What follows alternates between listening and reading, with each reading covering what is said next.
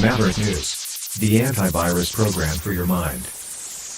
And now, the Freedom Reporters.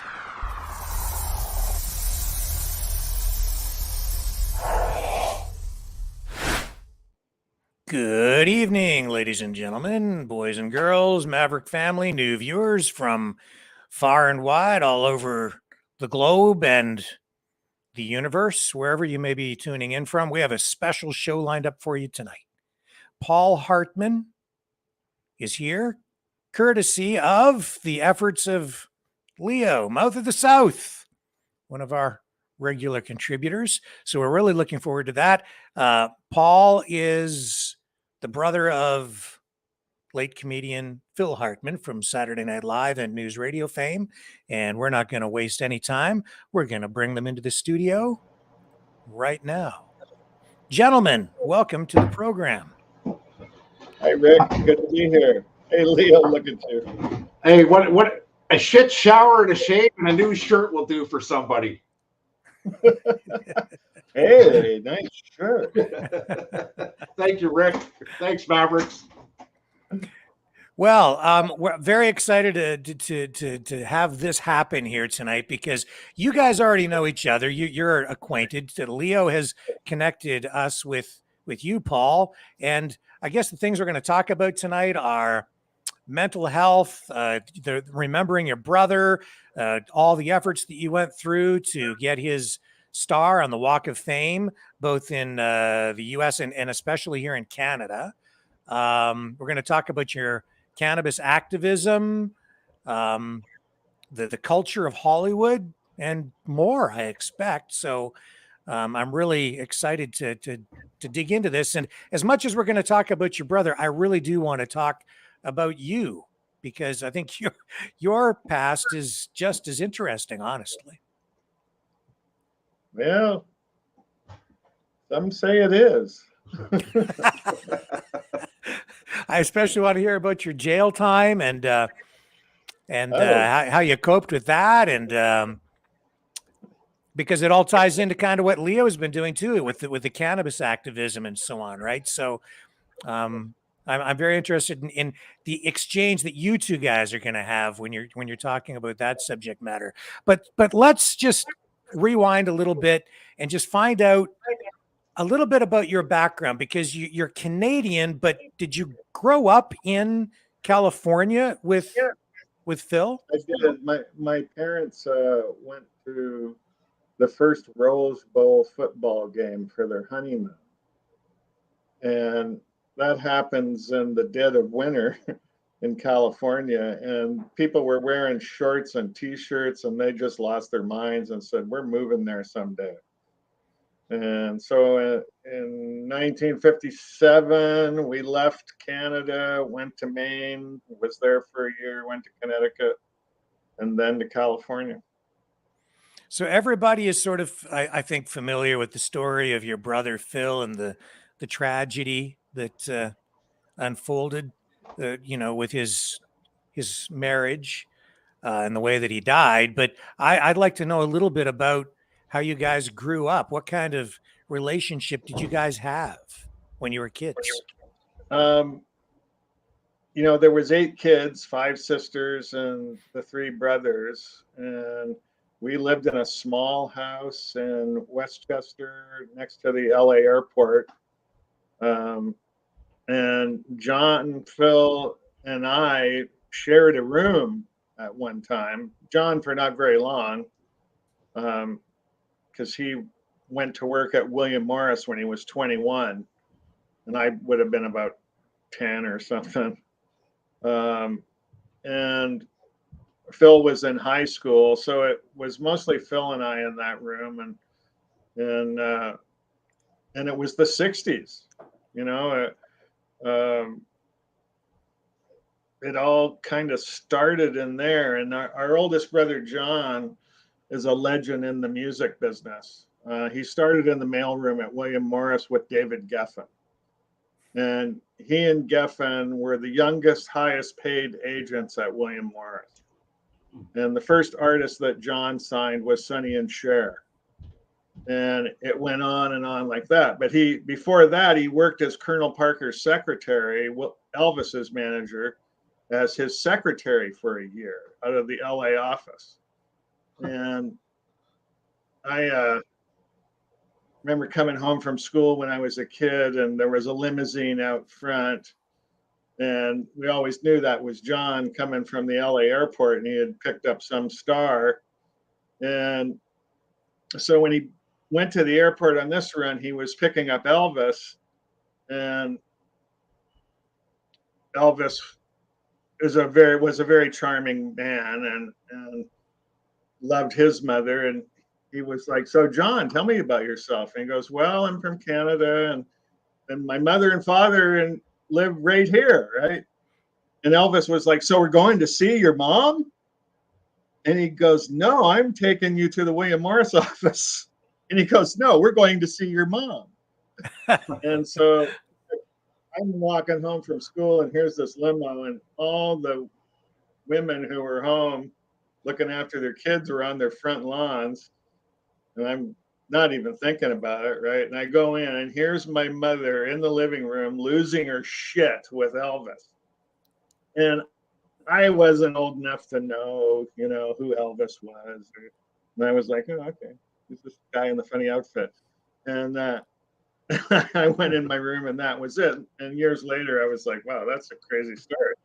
But he showed up with John Mayall one night too, which was more interesting to me at the time when they showed up, because I was starting to get into music a couple years later. Wow. So Elvis paid a visit to your mom, But and yeah, you came are in, we and there's Elvis in frozen? your living room. Whoops. That's Anyways, Wild. crazy. Wild. that was kind of, Wow. That's bigger than the mouth of the South coming to your house to meet your mom. yes. No Yeah. ego over here. There's a part in one of the Elvis biographies. My eldest brother wrote a chapter in a biography about Elvis, and he tells the story about moving Elvis out of the Colonel's home in Palm Springs, and he finds the gold lame suit that Elvis used to wear. And he immediately went to a drugstore and put it on and got pictures of himself in Elvis's gold lame suit in a photo booth. Wow. No, there's a blast from the past. Even just talking about those old photo booths Locked brings up. back a lot of memories. Hey, Paul, have you seen the movie Elvis, the newer one that just come out on Amazon? Have you had the time to take with Tom Hanks? I know, yeah. Tom Hanks played the Colonel. Mm. Great movie. I wasn't an Elvis fan. I was after Elvis. Right? Oh man, but that movie stunned me when I watched it. I went, "Wow." Tom, that movie was so well done, so well cast. I mean, Tom Hanks did a impeccable Colonel. My brother claims he taught him everything he knew about management for the most part. So your family's always sort of been involved in one way or another in the entertainment business. Well, it started out that way. I mean, John wanted to be an actor. Phil wanted to be an actor because John wanted to be an actor. And I didn't know what I wanted to be. I was just in awe of those two guys, and John, when he became an agent, the music industry was just starting to get its legs, really. And he became the first employee of Asylum Records.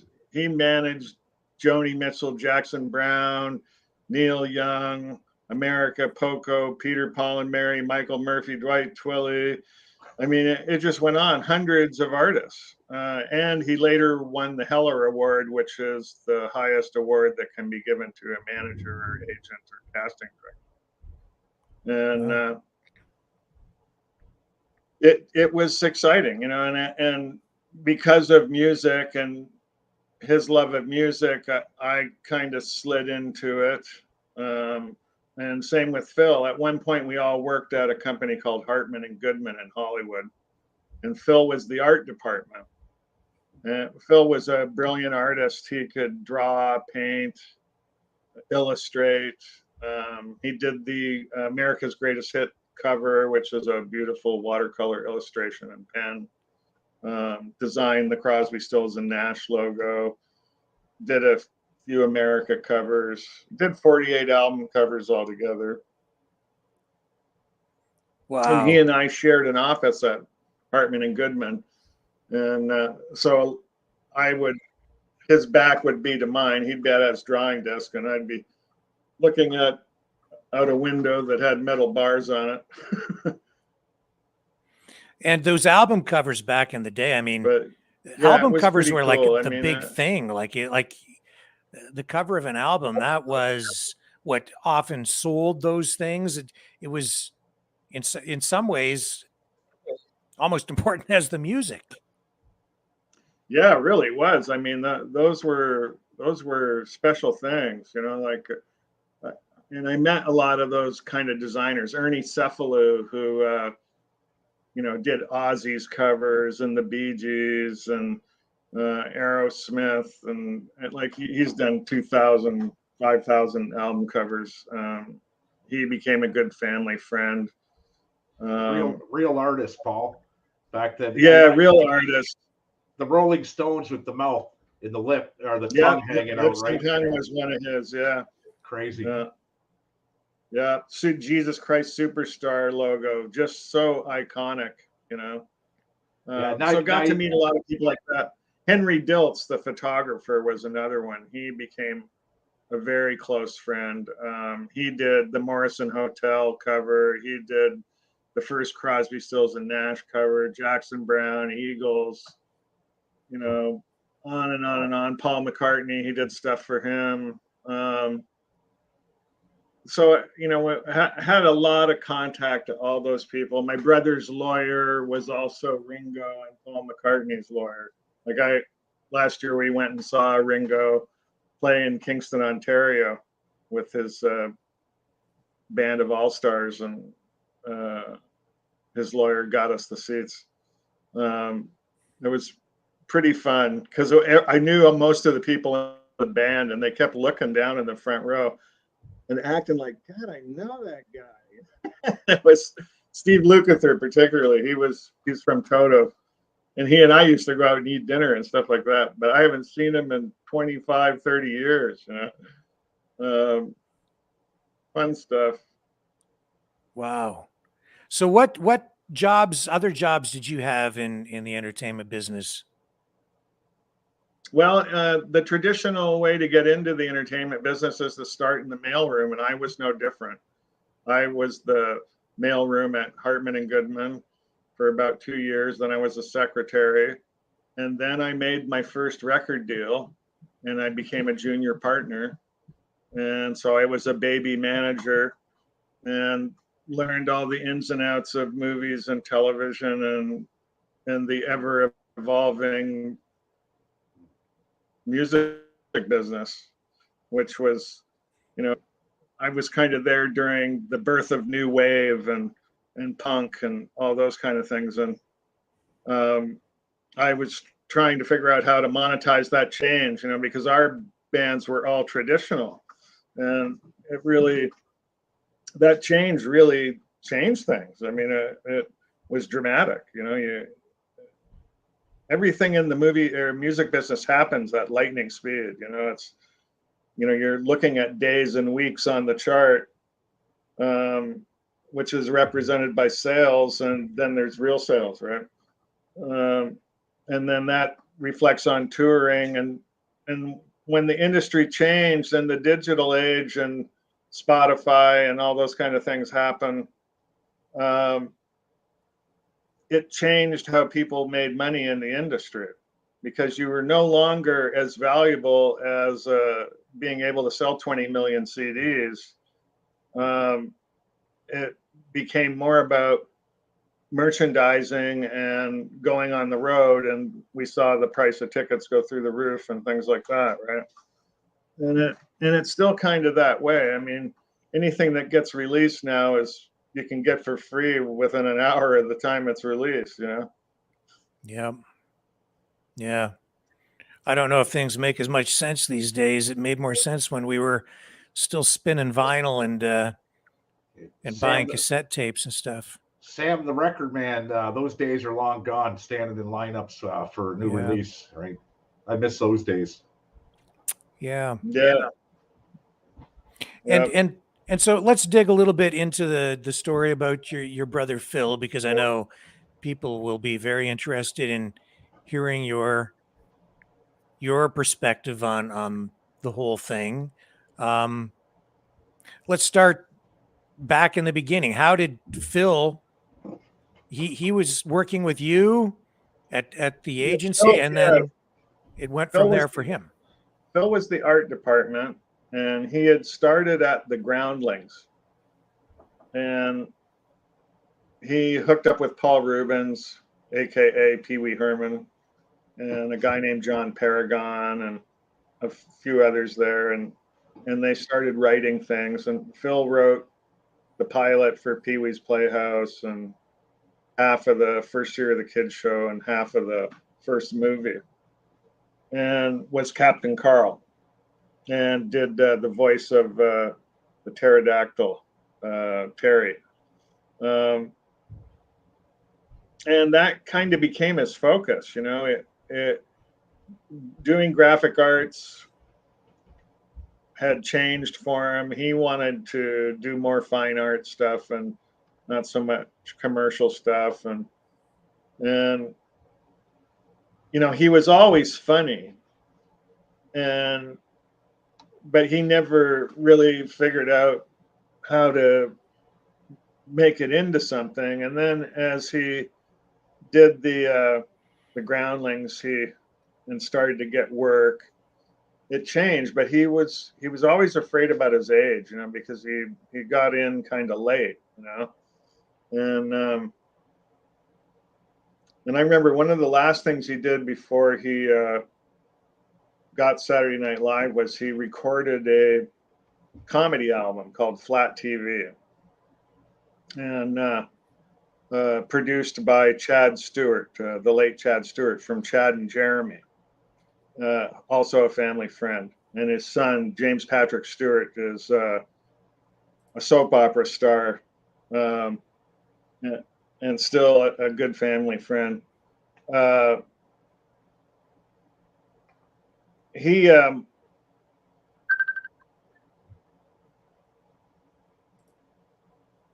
sorry. That's okay. Somebody's trying to greet you, but That's all. Okay. All right. Where was I? Okay, so he was at the Groundlings, and he was starting to gain some notoriety, and people were coming to see him and a few other people in the Groundling collective.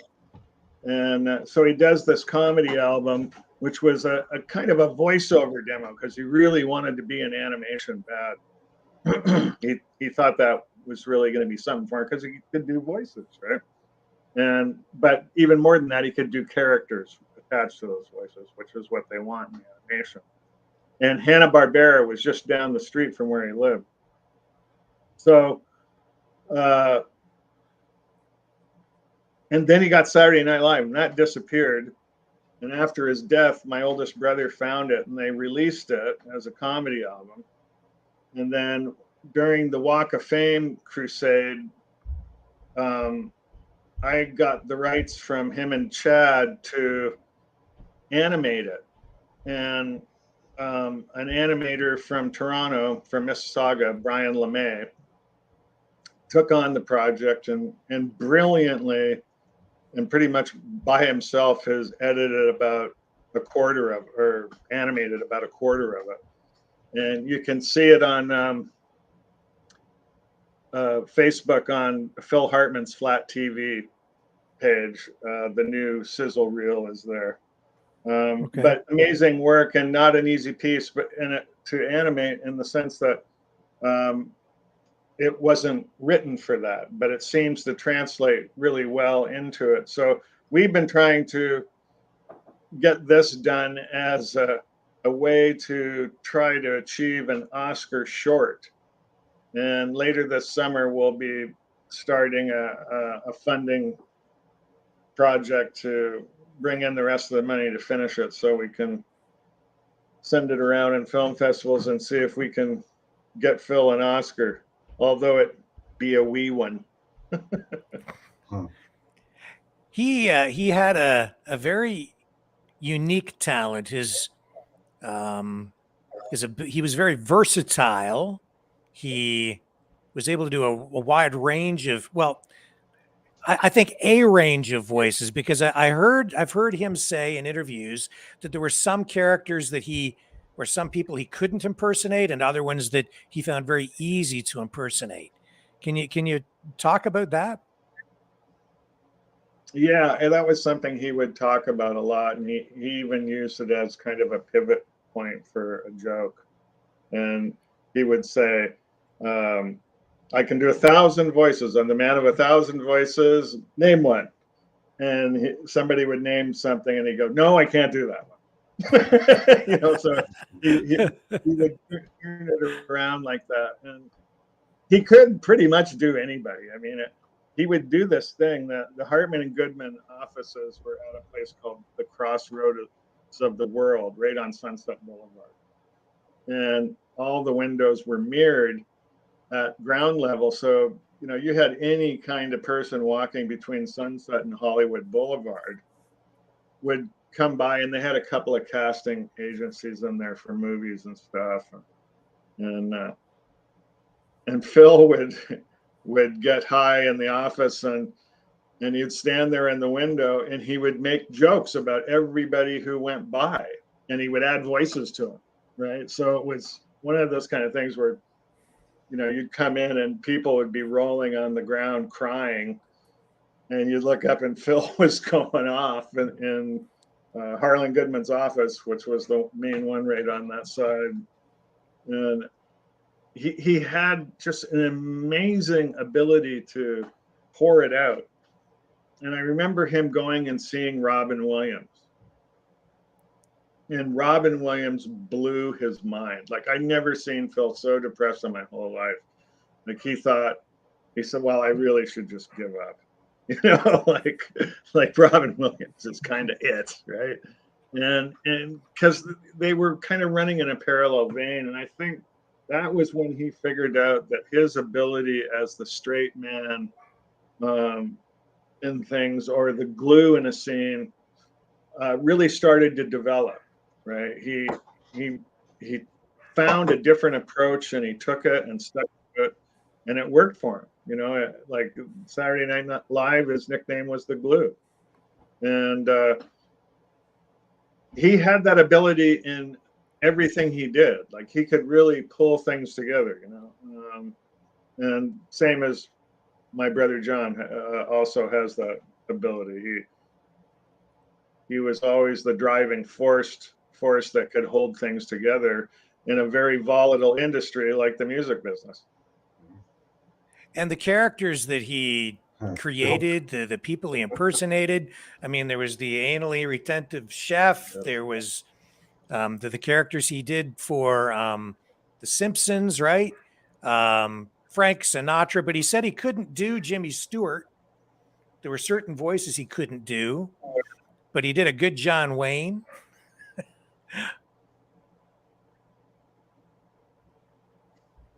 What were the Simpsons, favorites? Matt Groening, he did the classiest thing when Phil died. He retired his characters, and that just doesn't happen very often. And that is probably the highest tribute you can pay to an actor. And I mean, I always, when I think of Matt, I have the most respect for the kind of person that does that. It could have very easily put Billy West in there doing Troy McClure and Lionel Hutz, So tell me about the relationships that he had, because he went through several marriages, and there was a lot going on behind the scenes that the public doesn't know about or didn't know about at the time.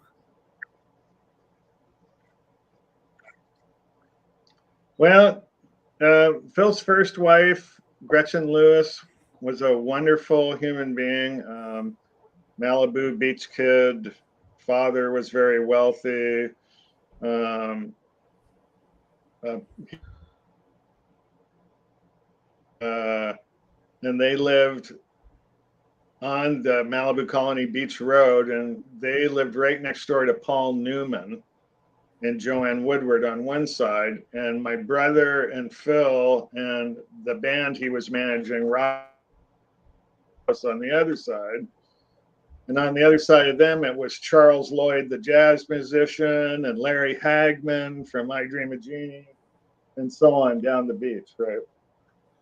And it was a magical place. I mean, there was so much creativity, and it was the 60s, um, and that spot was kind of the birthplace of Phil's psychedelic style of comedy, where people would get him high and watch him go off, and he gives credit to psychedelics as being one of the things that helped form his style of comedy.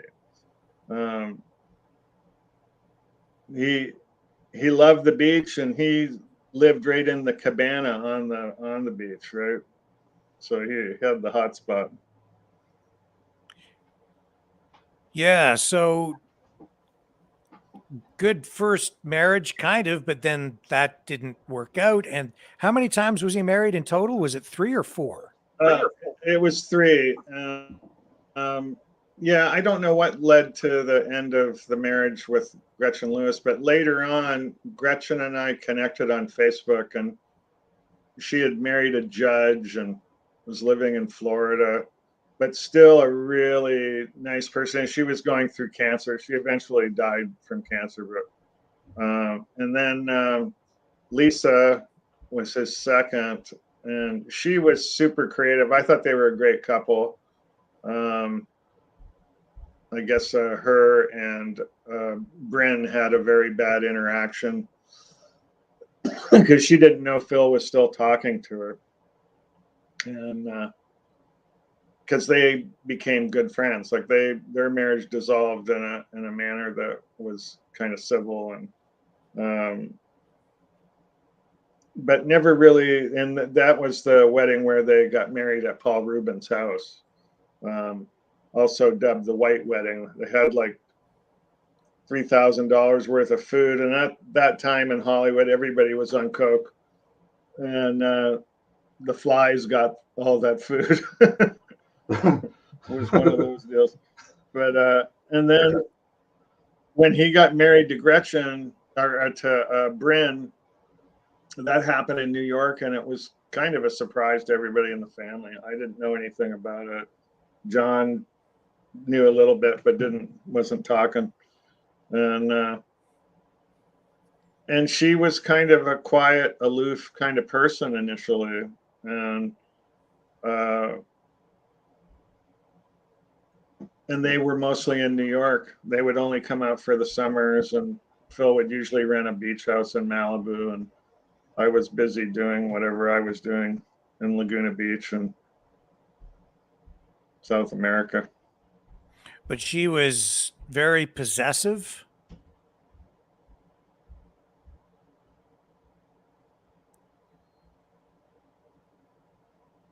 Is that accurate?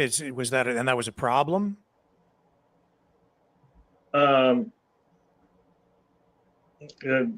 Rephrase that question.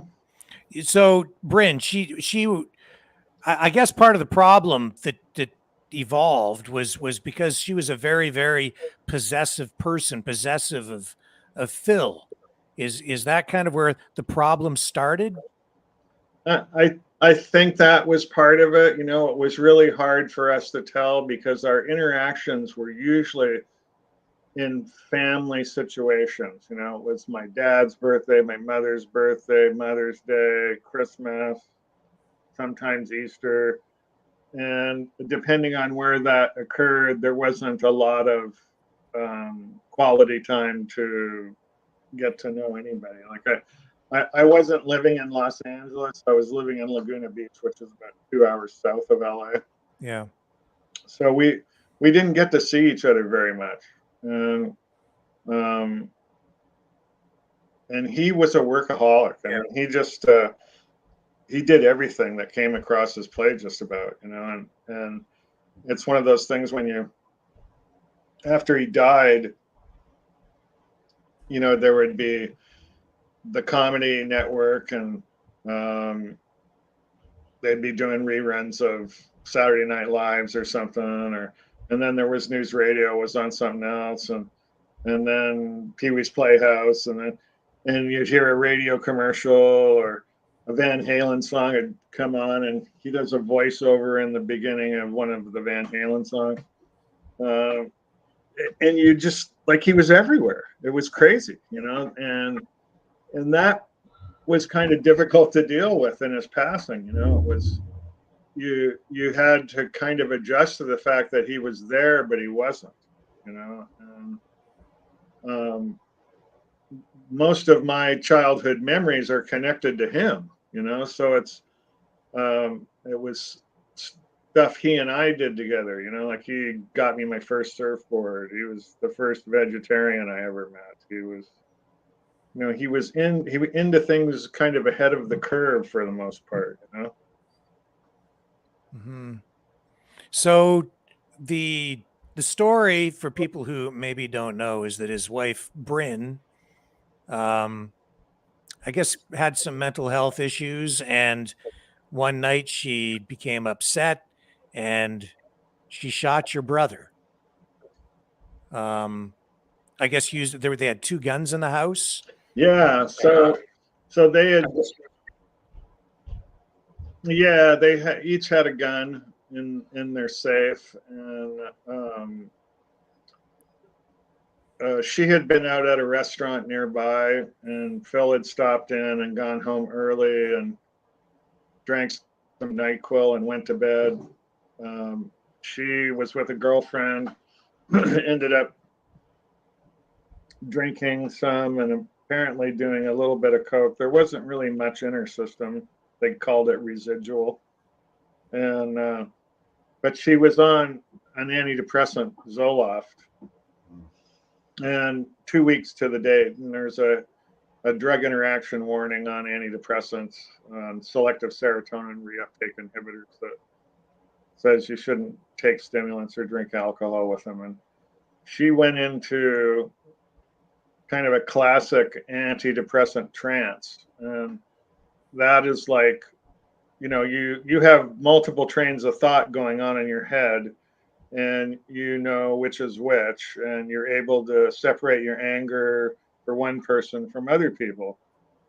And what seems to happen is that all the lines blur, and you don't know which is which. And when after she shot Phil, she went to, I'm guessing, an ex-boyfriend's or her coke dealer's house, and she said that she thought she had killed Phil, and he thought she was pulling his leg. Tried to call, no answer. Tried to call, no answer. And then he was making her some tea, because she seemed kind of wobbly and was fading in and out, right? And as she sat down to drink the tea, her purse fell open and the gun fell out on the floor. And he picked it up, and he could see that it had been shot 3 times. And he said, you know, let's go back to your house. So they went in 2 cars back to her house, and she went in, you know, opened it up, and he followed her, and they went into the bedroom, and there was Phil. And he said it was very peaceful, serene. It wasn't like blood everywhere or anything. But Phil was cold and stiff. And so he went out in the hallway, where the phone was, and he called the police. And the kids were in the house asleep. It was a big house. She went in, got the other gun, got in her, got in bed with Phil, and the police came, got the kids out. My brother showed up, looked after the kids, the police decided that they were going to throw a brick through the bedroom window and rush in and get her. Well, they threw the brick through the window and she blew her head off. And that was kind of the end of the story. No note, no anything, no trial. The kids ended up in the custody of her sister, and they went back to Minnesota and they grew up there. And one lives in San Francisco, one lives in New York and is married, and that's kind of it. And I Crazy, guess crazy, Phil. I hear a lot of things on mainstream media. Now, I knew your story before you came on, right? But before I met you, I heard a lot of stuff on mainstream media that it was suicide. Yeah, it was all kinds of crazy shit that wasn't true, right? And till you hear it from a horse's mouth like you, now I got the truth of the matter, right? Well, yeah, you know, it's a really weird thing to go through. You know, like we went in to the police station, the investigating officers invited everybody in the family in, and they were the same guys who did the OJ's investigation, and they told that story that I just told you. You know, so it was one of those things, you know, where you, and it doesn't, the impact doesn't really, I think when it hit me hardest was the day of the funeral, or a couple days before the funeral, they had a viewing of the bodies at Forest Lawn Valley in LA, and you get to see a sibling on a gurney, all made up with a wig on, flesh-colored putty in the bullet hole between his eyes, and the one through his neck, and the one through his arm and chest, and you see the toe tag, and you see the metal one that they hammer into the bottom of your foot, and then my oldest sister and I were the first ones to go in, and we uncovered Phil. We didn't know he'd been autopsied, and his head was cut off. It was sitting on a sandbag, and he was opened all the way from his neck down to his pelvis, and they kind of tuck you back together in this weird fold, right? And that just completely blew my mind, and I didn't sleep for 3 months. Like I woke up every 2 minutes seeing that, and that was actually how I got my first medical marijuana in California, was for a mental health reason, so that I could sleep, right? But yeah, there's no way you can be ready for that. There's no way that you can undo it. There's, you know, like you go through all those things where you think, well, what could have I done? If I had known, I could have made a difference somehow. And you know what? The fact is maybe you couldn't. You know, like it was going to be what it was going to be. I think one of the interesting things that happened too, that is really kind of paranormal in my book, was my oldest brother went to a psychic in about 1971. And he goes in, and this tarot card reader does a reading, and she goes, there's 3 brothers, and one of you is going to die in a very public fashion. And that was all she said. And John came and told me that, and I'm assuming he told Phil that. And then after Phil's death, we went for a walk through this house and had an opportunity to pick out some things, right? And Phil had a whole bunch of books of mine, including a Bible and my I Ching. And I find my I Ching and I open it up, and there's a card in there where he's written his name in every different way you can write Philip Edward Hartmann, Philip E. Hartmann, Phil E. Hartmann, Phil Hartmann with 1 N, right? And what I realized was that John must have told him because he was trying to change his destiny number. And was the only thing I could figure out by this card, right? And I was like, wow, this is kind of trippy, like he's trying to, and he always said he dropped the N from his name because he wanted people to think he was Jewish, right? And but I think it was actually him trying to change his destiny number. It was a predestined thing, and you feel it, and it's weird to say that, when somebody says that to you, and both John and I thought it was going to be, John thought he was going to be the one killed, and I thought I was the one who was going to be killed. Neither of us ever thought it was Phil. So you seem to have come to terms with it a little bit better. I guess you had trouble even talking about it for a long time. Oh yeah, I mean yeah, for years, for 2 decades at least. I think sometimes a week before and a week after the event or his birthday or any of those kind of things, I would start to fall apart, or I would get a call to be on we're going to do a thing about Phil, and I did a couple and was asked to do a dozen more, and just couldn't do it anymore. It just I think the last thing I did was a reels thing. But the pain lessens and you find ways to deal with it, but no matter what, it's still a shit sandwich, and it will always be a shit sandwich. And there's no sauce you can put on it that's going to fix it. I guess this is an opportunity, though, or it has been an opportunity to raise awareness surrounding mental health issues and even the use of antidepressants like Zoloft. I went to 2 psychiatrists afterwards. And it happens to 2% of the people who take it.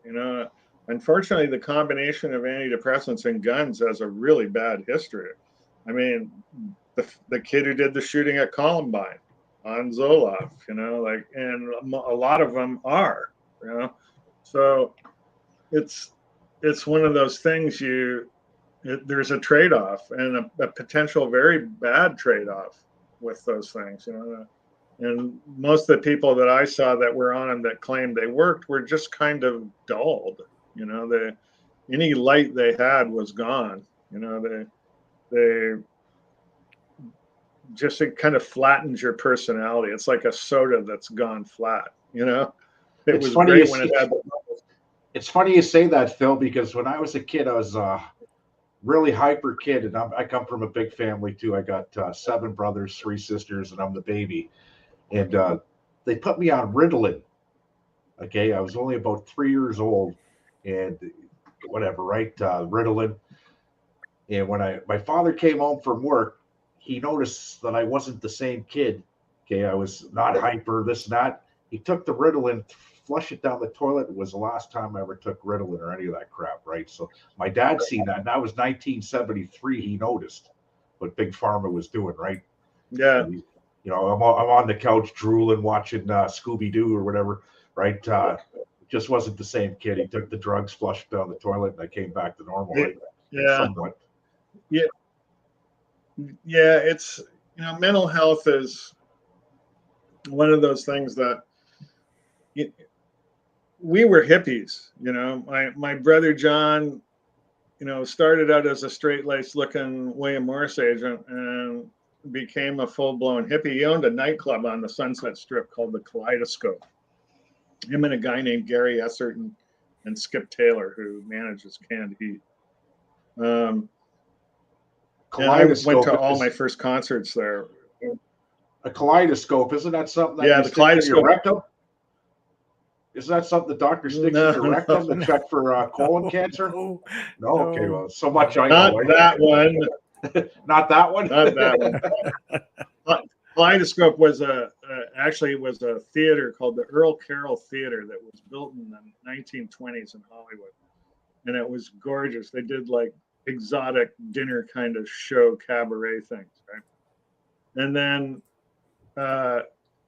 that period went by, and it just sat there abandoned. And my brother and his partner rented it in the 60s and turned it into this kind of the Fillmore West kind of place, right? So any of the acts that were playing San Francisco, New York, and Chicago came to LA, this was the place where they were going to come and play. And so they would have weekly concerts, and they would have films. They would, because it was round inside, they could show like multiple films at once, and they'd show like 6 or 7 movies at one time. And you just go in there and sit on the floor, and you could turn and watch whatever movie you wanted. And it was a really unique place, and they kept that way. Sometimes they would have a circus, on stage, or an orchestra or whatever. It was a cool club, and that was early on in that whole time frame. But it was all fueled by psychedelics and weed, and that was the hippie culture. It was the hippie music culture of California that developed these things and started it all rolling. And it was unique to be around it from that framework, for so long, and to see it, like, guys like Jackson Browne and the Eagles, I knew them when I was a little kid, just about, like they were the kind of first people I met in the industry. So it was different, and that culture really expanded, and now it is what it is in California. It's, the cannabis culture, and now with mushrooms being what they are, it's a validation of the things that all us old hippies knew about psychedelics. I mean, I literally used psychedelics to cure me of addiction, and it worked. I haven't done any addictive drugs in decades now, and it's I beat cancer with cannabis oil and diet and medicinal mushrooms, mushroom extracts. Did Sam So help it's you along the all way? these things work. Was Sam was my doctor during that whole. Yeah, Right. Sam provided me with all my oil for my first round of treatment, 128 grams. And yeah, we became very close friends. We had so many things in common. It was crazy. This We is had one of both the worked for the Escobar family. exactly. It's in the book. Okay, I'll give the book to Rick. He can read it. It's actually an interesting story, and Sam was so enlightful on the laws. Okay, and what was it? He wanted to do against the government. That the Air India bombing. Remember the Air India bombing thing that happened? And you needed a million. You needed 1 million signatures for the government to go to open up. It was not an inquiry. It was higher than an inquiry. The Queen's Yeah, something to I do with the mean, Queen. Sam, when he had his stroke, was flying back to have a meeting with me and some investors.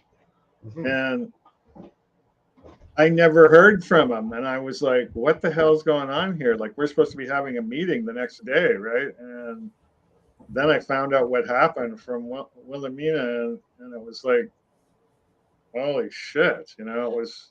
The power of social media. I meet Sam on Facebook, okay, and I see this huge grow lab, okay. I see the document. Can you explain who Sam is, first of all, because people don't know?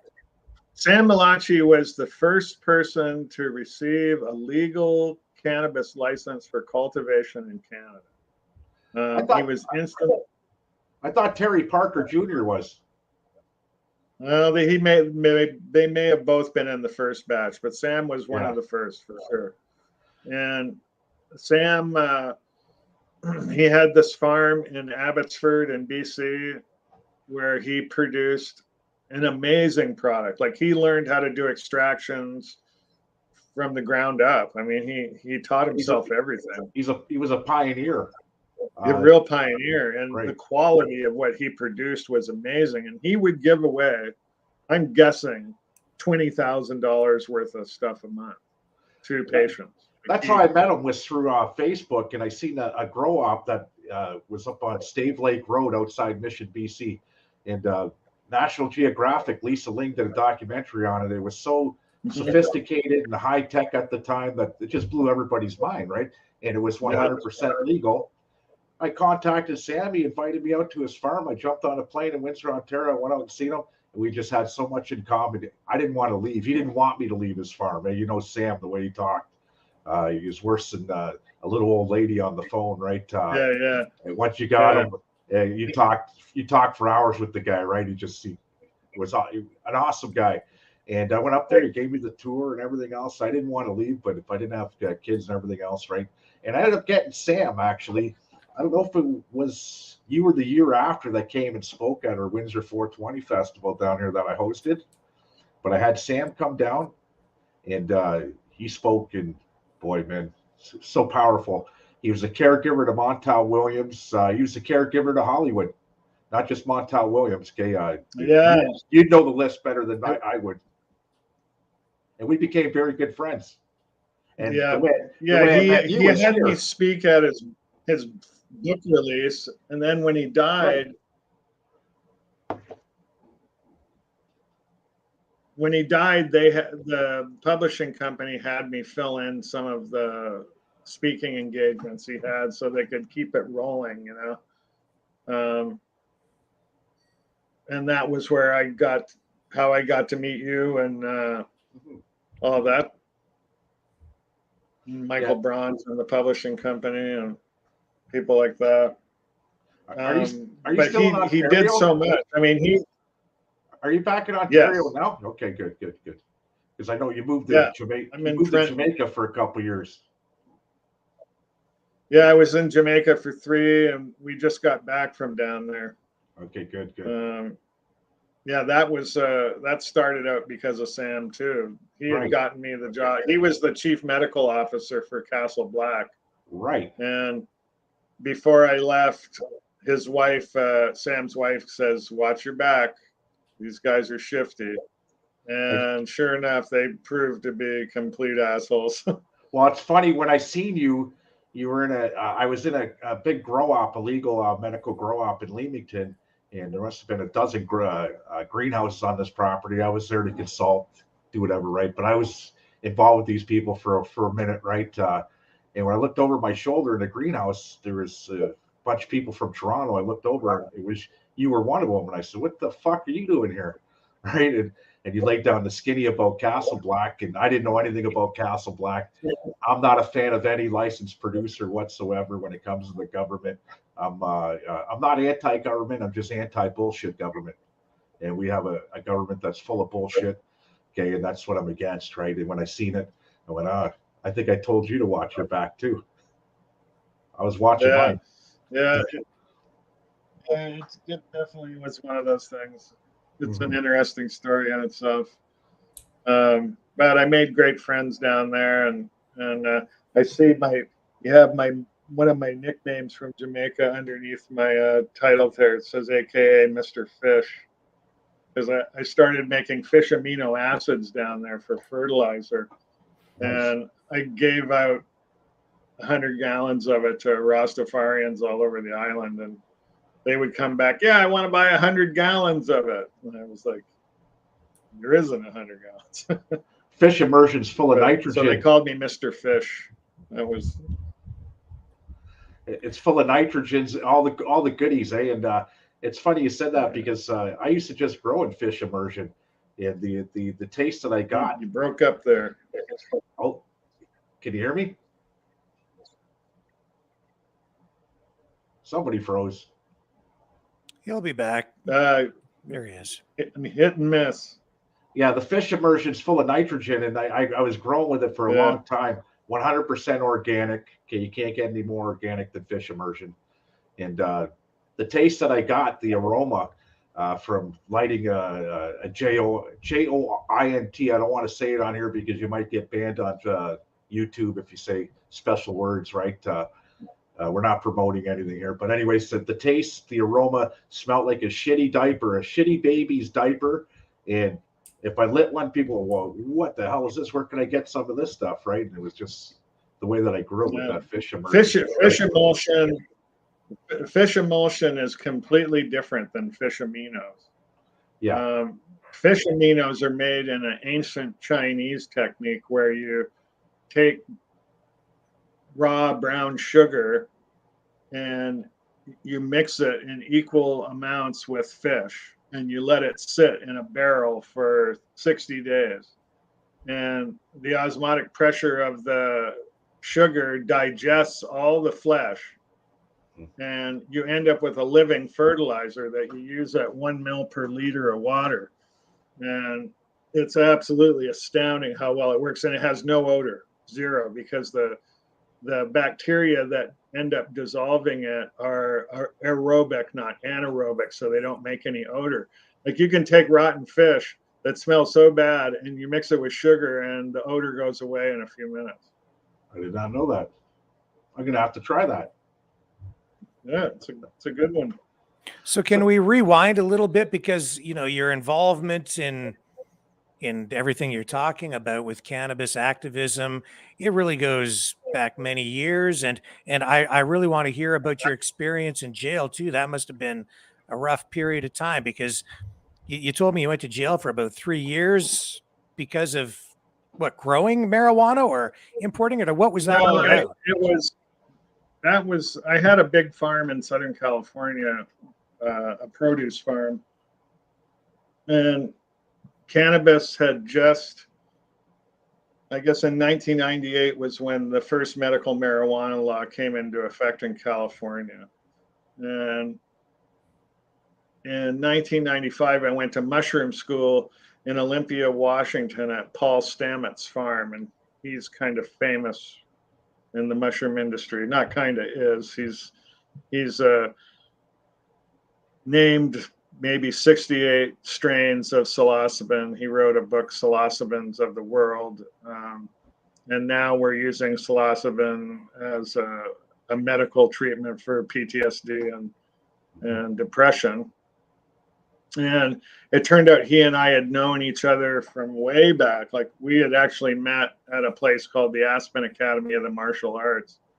And he studied Harang Do, and I studied Choi Lei Fut, Gung Fu, and Tai Chi. And they had Tai Chi, Choi Lei Fut, Harang Do, and Aikido at this academy. And it was the whole summer. You went for 4 months. And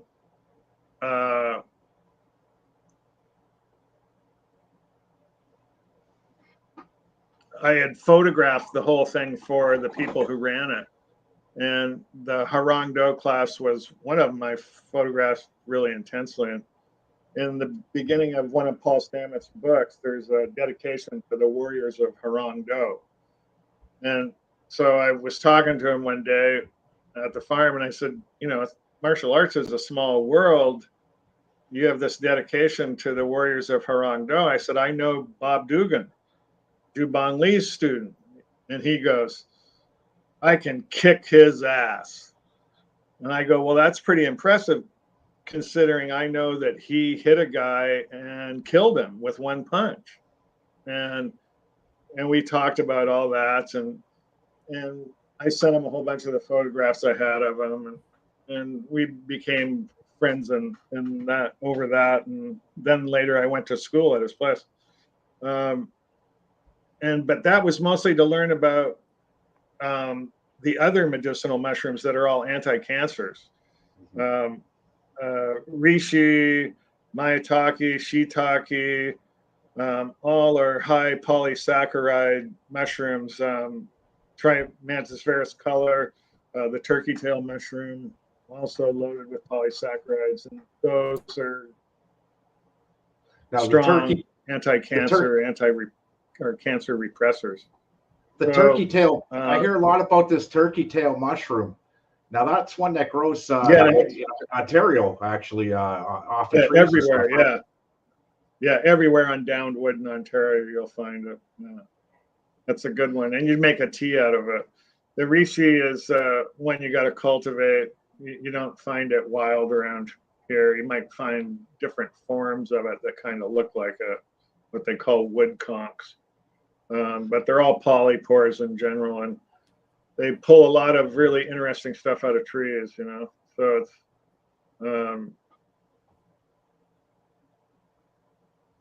so anyways, I had this, I would do we grew oysters and shiitakes and portobellos and all these things. And every once in a while, I'd do a round of psilocybin and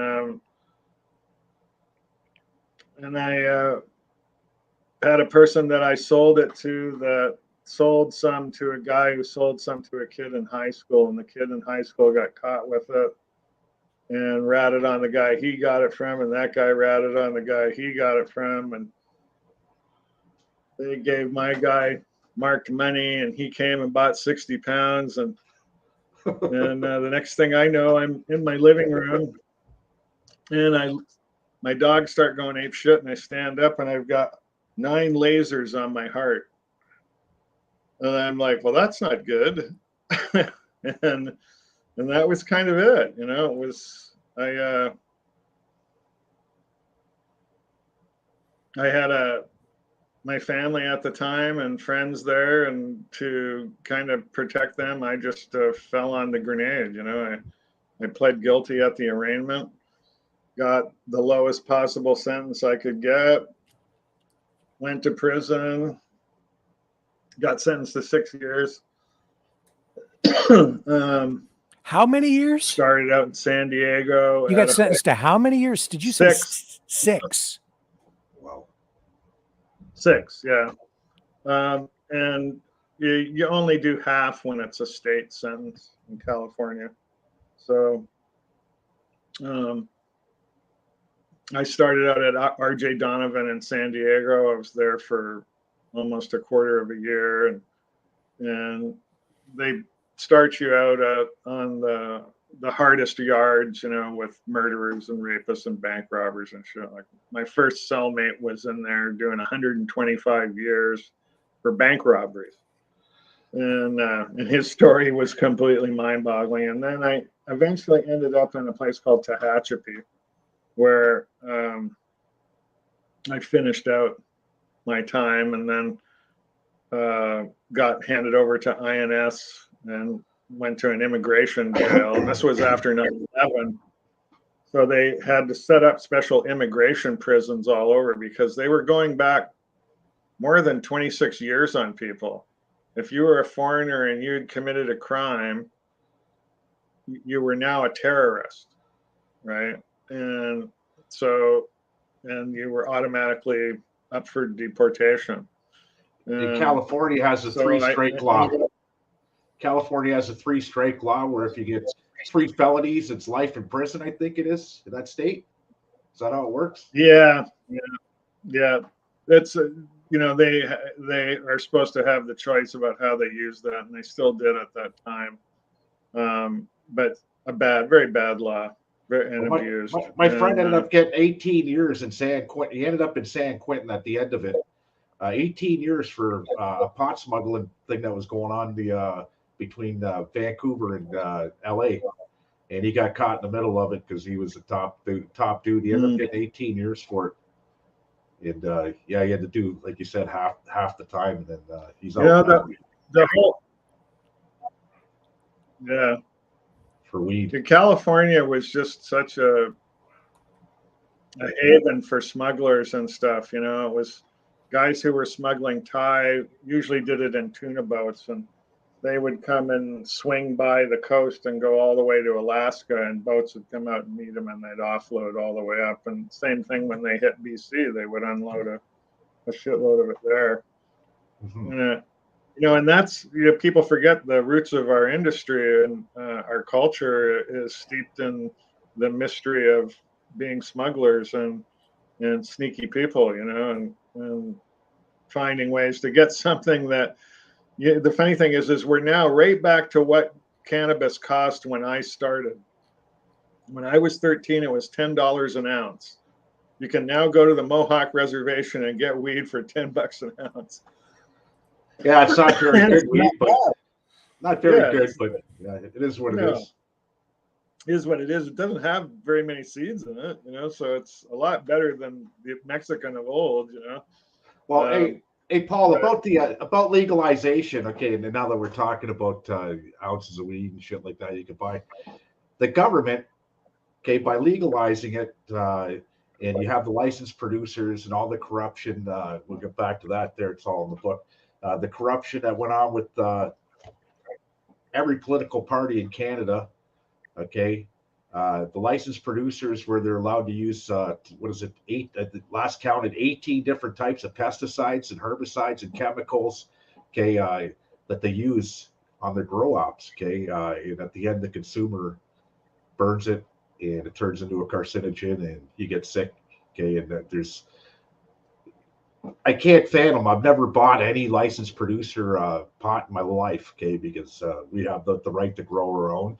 And I feel a lot safer growing my own, and I know what I put on my plants is 100% safe, organic, right? Did the government ruin it?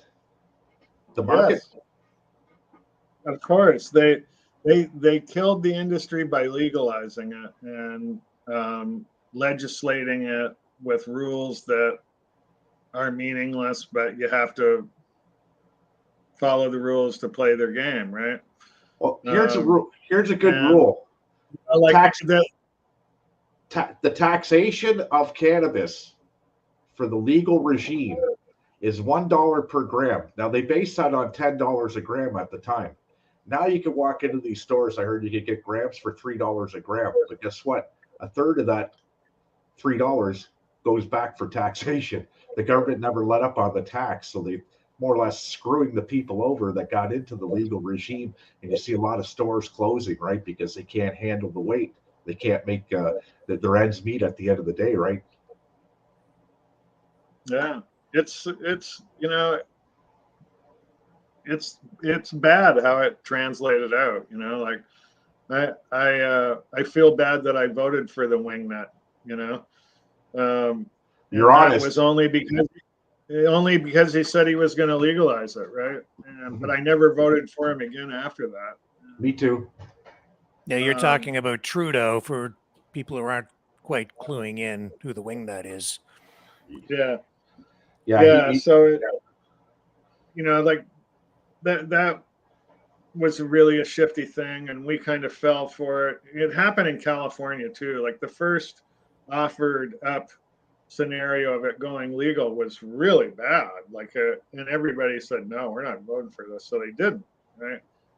Second time around, they were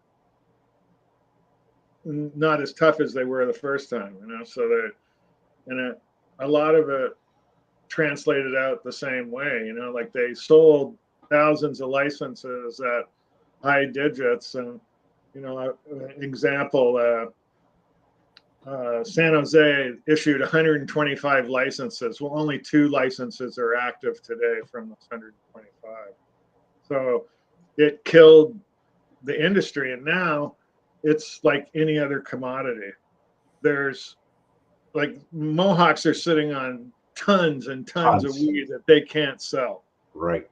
Like there's just too much of it. And that's why they're selling it at $10 an ounce or whatever they can get. But little do they know, I know where the markets are. Okay. And I'm out of the game now. I work for a living. I feel good at what I do, but I do know where the markets are. The markets are no longer in North America. The markets are in Asia. With Thailand legalizing, they have the right way of legalization in Thailand. And I hear through the grapevines a lot of people that are moving their weed from Canada over to Thailand because you got a market of what, 3 billion. Oh, people are exporting. Yeah, yeah. They're exporting. A company that I consulted to in Jamaica was the first company to import Jamaica, and this was all brought on by the fact that all the weed that has been exported from Jamaica to Canada under the Commonwealth treaties that we share because we were all formerly British colonies, has played out that none of the weed from down there can pass the pathogen test, and it's too alive, right? So until somebody starts ozone washing it or doing something like that to it down there, we won't be seeing any more of that stuff from down there, and it's going to limit them from participating on an international market level. Europe is now where we were 7 years ago. So a lot of the big guys are trying to shoot for there too. I have friends trying to do grows on Guernsey Island off the coast of France and places like that, right? It's big money in Britain still for cannabis. Spain still big money. I look at the difference between Windsor and I'm the first guy I think I'd have to look it up in the history of Canada ever to draw a 3-day city permit for a 420 festival where everything went.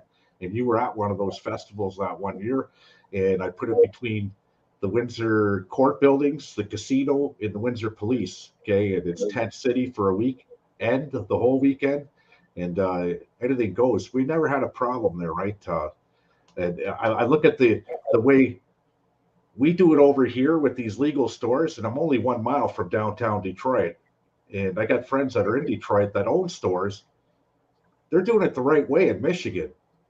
Okay, yeah, you got to be 21 years old to enter the place. It's not the security is a lot higher than what Compassion House would even dream about doing, because it's, for me, it's free the weed, right? I shouldn't have to worry about any guns being drawn on me unless it's by the police, right? Not the community.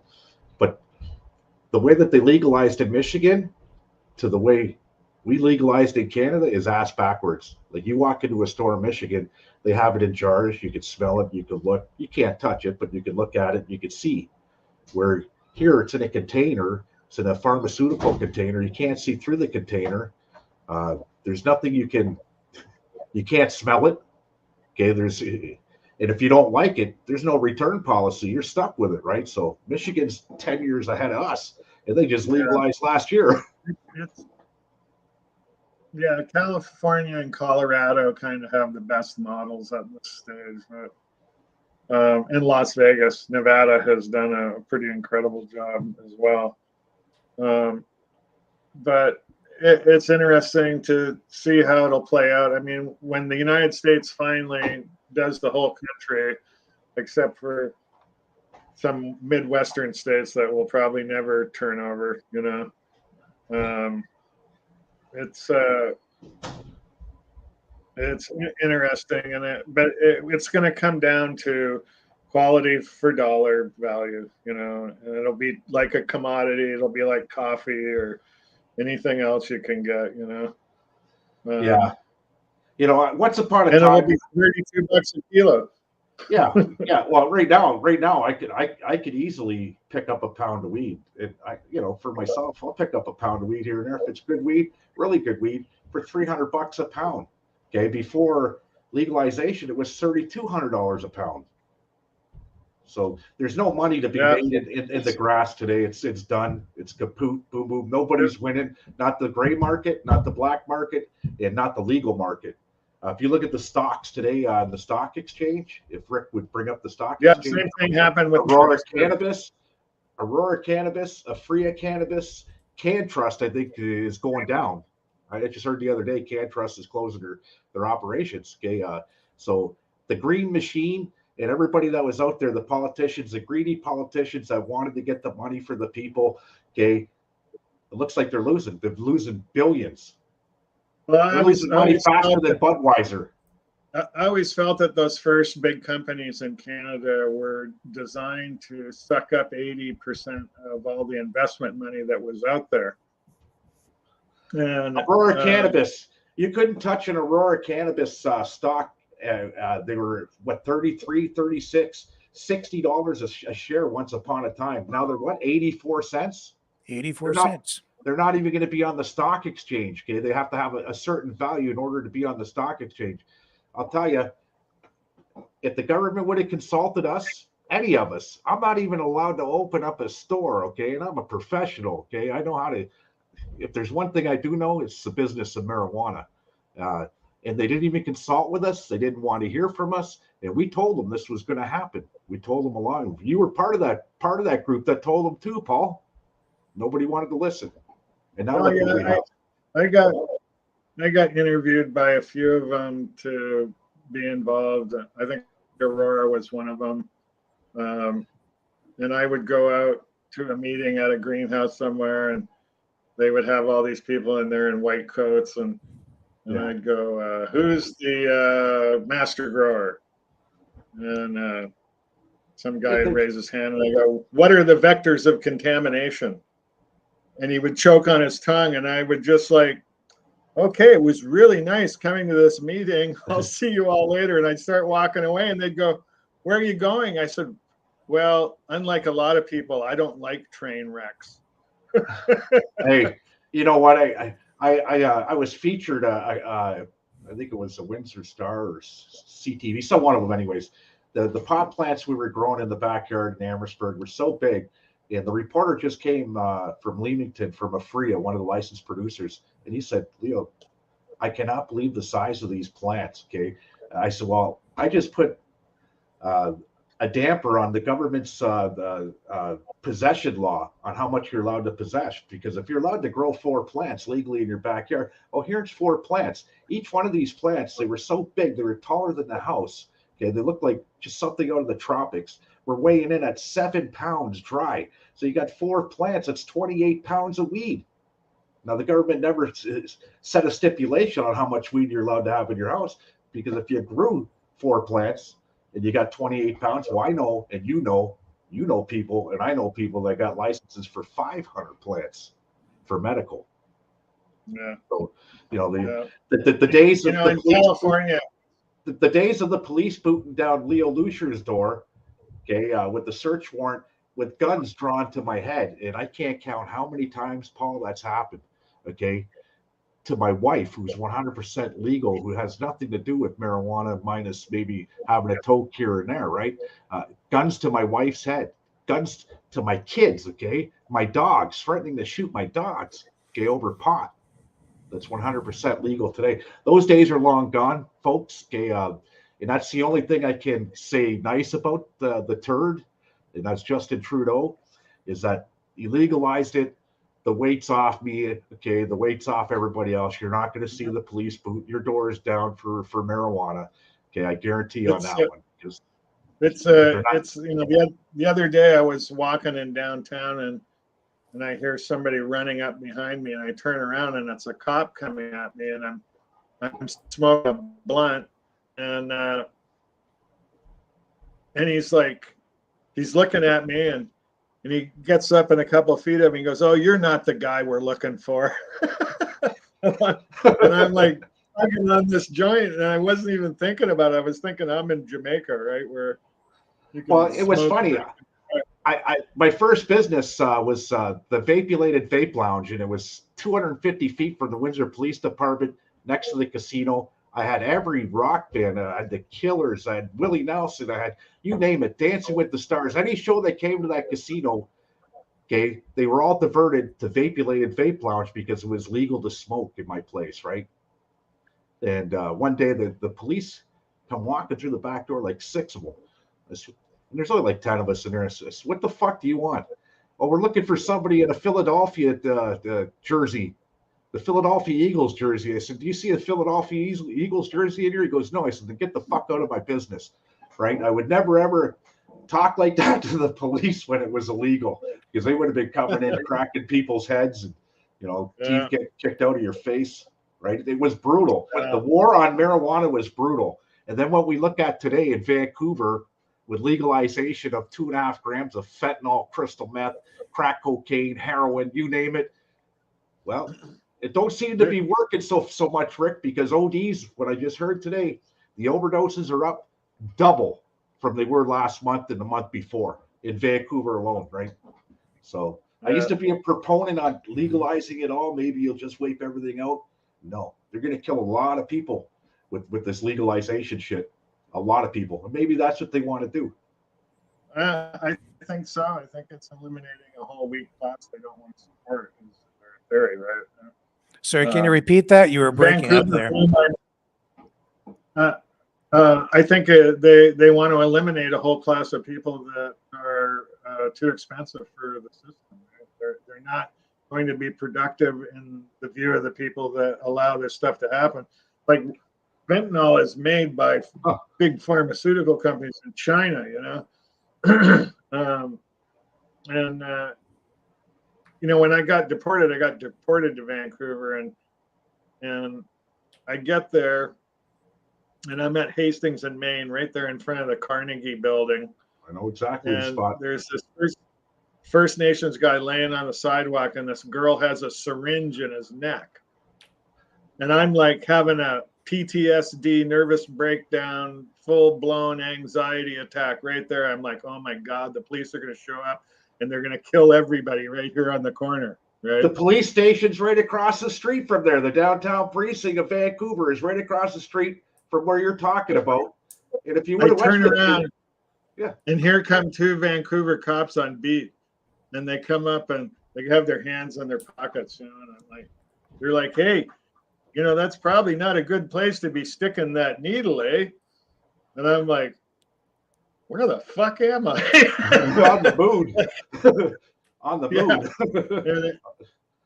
And they just waited for him to finish doing what they were doing, and then they talked him out of it. You know, we're trying to talk him out of it or something. And I was like, oh, this is just crazy. Like in LA, they would have been bludgeoned to death with batons. Oh, you know it. You know? And then you look at one province over. We got Alberta with Danielle Smith. I love her. She should be the next prime minister of Canada in my eyes. Okay, because they're not going to put up with it anymore. They're going to enforce rehabilitation on people using the police. Enough's enough. When you can't walk out your door anymore because people are stabbing each other and shooting each other and shooting up, and it's unsafe for your kids to play in the parks because there's dirty needles all over the place. You know, I say, I'm not going to say it on here because you'll get banned. But, you know, the police should just take them, dump them in the river. Okay, now here's another chance for you. Okay, it's called forced rehabilitation. Unfortunately, we have to go there, folks, because if it came down to me and I got into that substance of fentanyl or crack or whatever it is, and I'm out beating, cheating, robbing, stealing, doing whatever I have to do for that dope, you put me in a facility and get me clean, okay? Not set me out into the jungle for more. What are you going to accomplish by that? So I think Danielle Smith might be a genius if this works.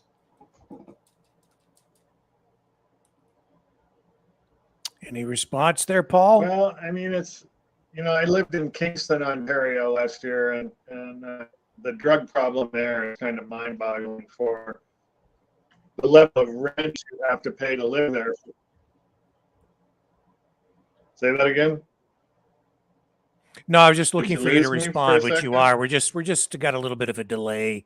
Anyways, I lived in Kingston last year, and the drug problem there was really bad. I mean, hey, I've been to jail more times than I can count for cannabis, okay? And I've seen guys come in off the street with serious, powerful addictions like cocaine, fentanyl, whatever. As soon as they get in the joint, okay, and I've seen these guys on the street panhandling, eating out of garbage cans. As soon as they get in the joint, they got a special diet. They become vegan or whatever, okay? So now the system has to accommodate them with their special diet. And I just look over and go, you know what? You get into special diet when 36 hours ago, I seen you eating out of a fucking garbage can downtown Windsor. Special diet, my ass, right? I'm not saying lock them up. I'm saying get them the help that they need. And if that is in a lockdown facility to get them the help that they need, so be it. Don't give them crack pipes. Don't give them needles, not on my tax dollars. Okay, don't do it. Okay, you're only going to, you're getting it for me, and I'm the pro. You're going to get something that's going to happen 10 times worse than what we have right now. If you think the murders and the stabbings and the robbings and the beatings and everything else that are going on in the cities that you live in the little villages are bad now, watch next year at this time. Mark my word. They're opening a box of shit that they can't close. Hopefully not.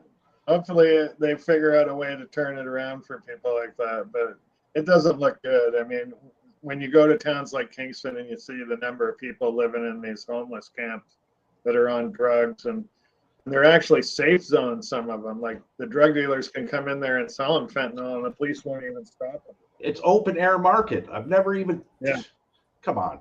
Okay. Enough's enough. Now I get it. Okay. You get these people in there, then you start dealing with their mental health issues at hand. Okay. Get these people straight.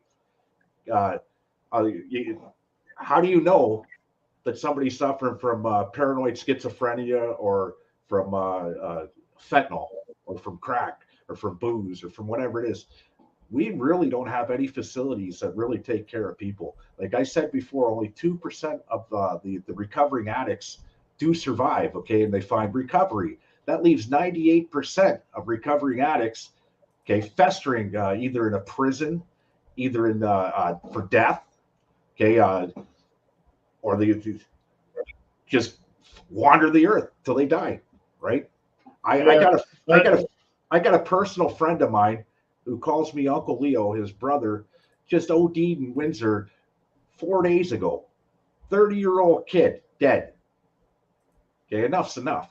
The only way you're going to stop this is stop this overdose bullshit. Okay, there's 2 ways of doing it. There's like the other way, the Philippines, okay, where they just take you out back and put one in your ear, or lock these people up and get them the help that they need. If I was in that, if my kid, my daughters, my son, my wife, or me, if they ever became addicted like that, do that to me. Please, please do. Show some compassion. You're not putting them in a jail cell. You're getting them the help. You're getting them the treatment that they need. Unfortunately, it's forceful treatment. And sometimes you just need that, right? So I'm a true, strong believer that jails do save lives, because look at me, right? I'm in my son's studio right now. This is my son's, if it wasn't for prison, I'd be in a cardboard box. Who knows, right? I've always gotten my head together by going to prison for pot. And I do thank the system for that, right? I'm not an addict. Seldom do I drink. By big belief, a lot of people think that I'm some big pothead. The first joint I smoked in a year, and my wife will contest to this, was on 4/20 the other day.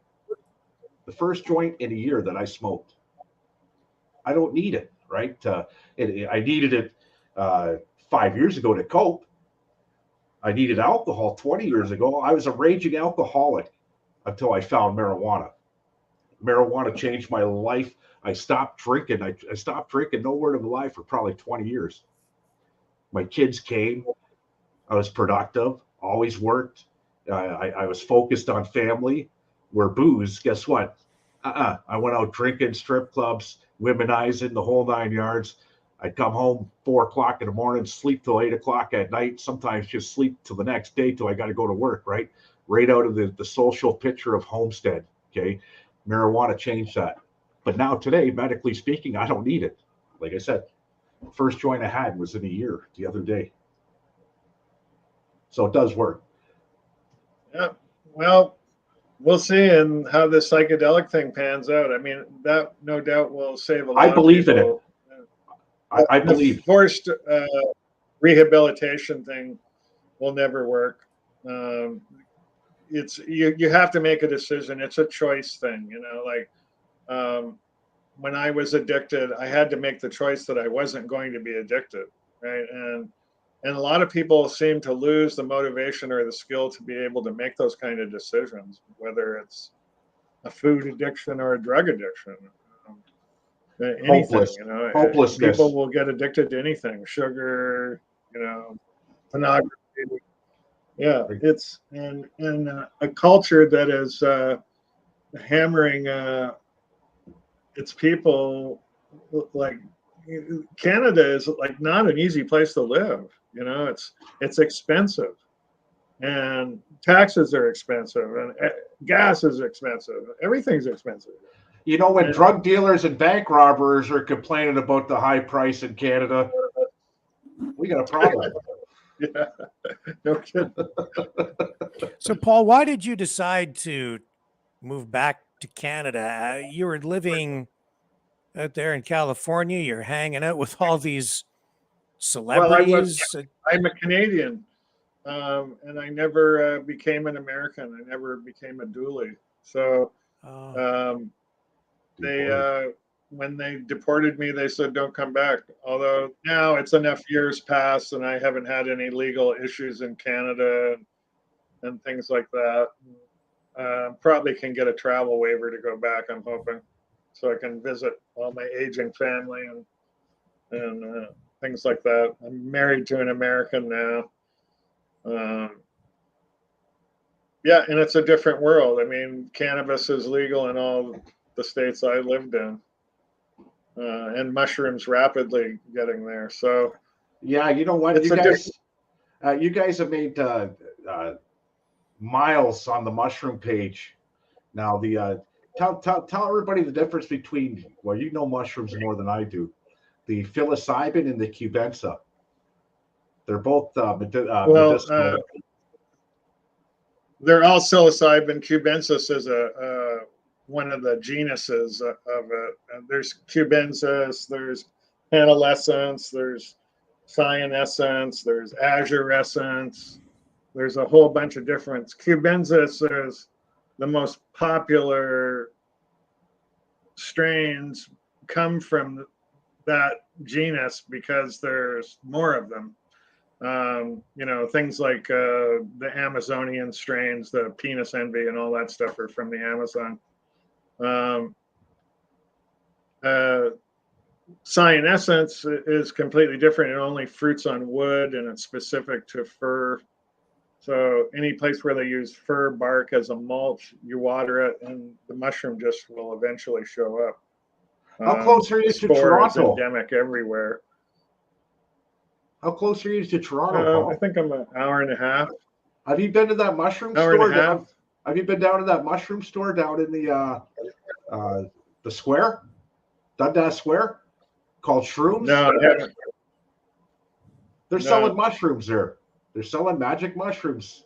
Oh, they had one opened in Abbotsford when we first moved there in 2021, and they had a dozen strains, but they were shut down in 2 weeks.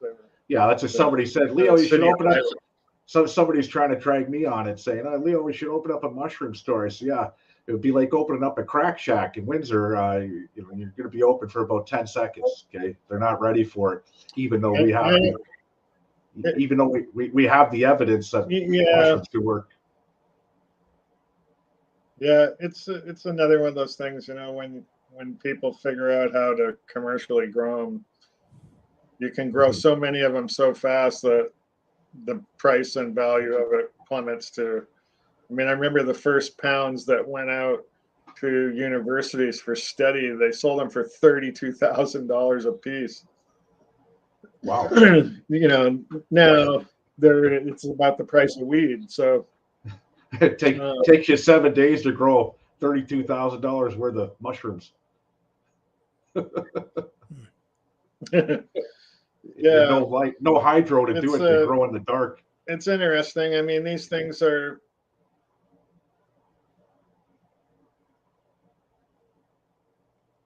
I think we froze up again momentarily. Yeah, you don't need anything but fluorescent or LED lights to grow them. Yeah, crazy. But it's.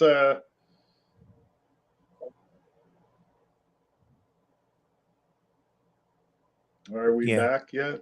Yeah, you're back. Yeah, you might want to repeat what you said because you're kind of fading in and out. Your internet connection is weakening. The StreamYard allows you to change your background.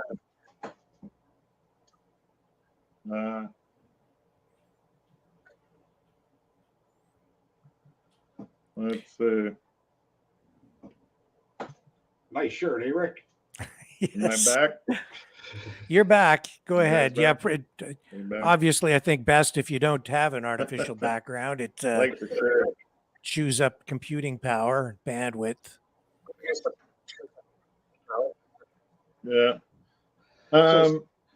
Yes. So it's interesting times we're living in, gents? Yeah. So a little bit back to your brother. We're going to go back. What was it like growing up and you have celebrities coming over for come and see your brother and you're right there?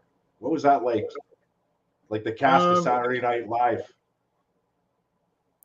Well, that all happened in New York. I think I went to New York twice while he was on SNL. And when you go to see Saturday Night Live, you don't go on Saturday night, you go on Friday because that's the dress rehearsal. And they cut out about a third of it, right? So you get to see all for Saturday night. And plus they crack up and they lose character and they do all kinds of stupid stuff, which makes it even funnier sometimes. And yeah, so that was pretty cool, that kind of stuff. But that's a show in LA, that's a show that's had a lot of turmoil with the different actors from Gilda Radner, John Candy, John Belushi, Chris Farley, one of my favorites, your brother. Yeah, it's just been crazy, the turmoil that went on with Saturday Night Live, right?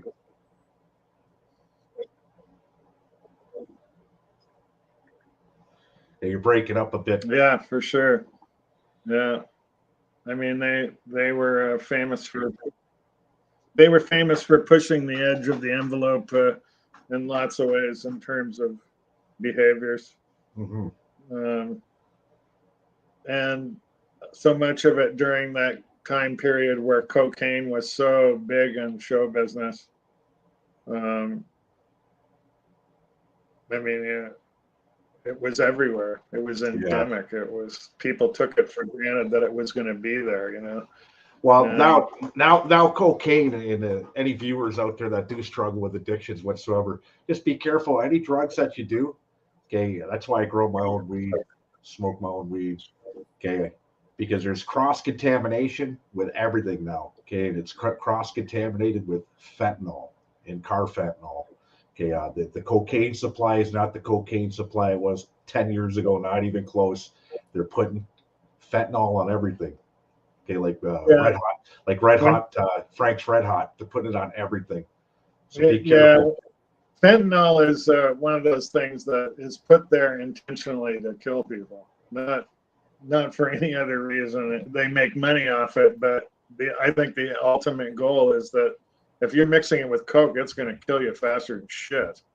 Yeah. I mean, coke and heroin will kill you faster than shit. Just right. Ask Belushi.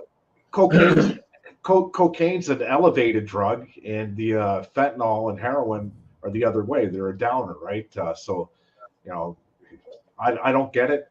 I'm just glad I'm not in that era where I'm doing cocaine or doing heroin or any of that crap, right? That combination of a synthetic opiate.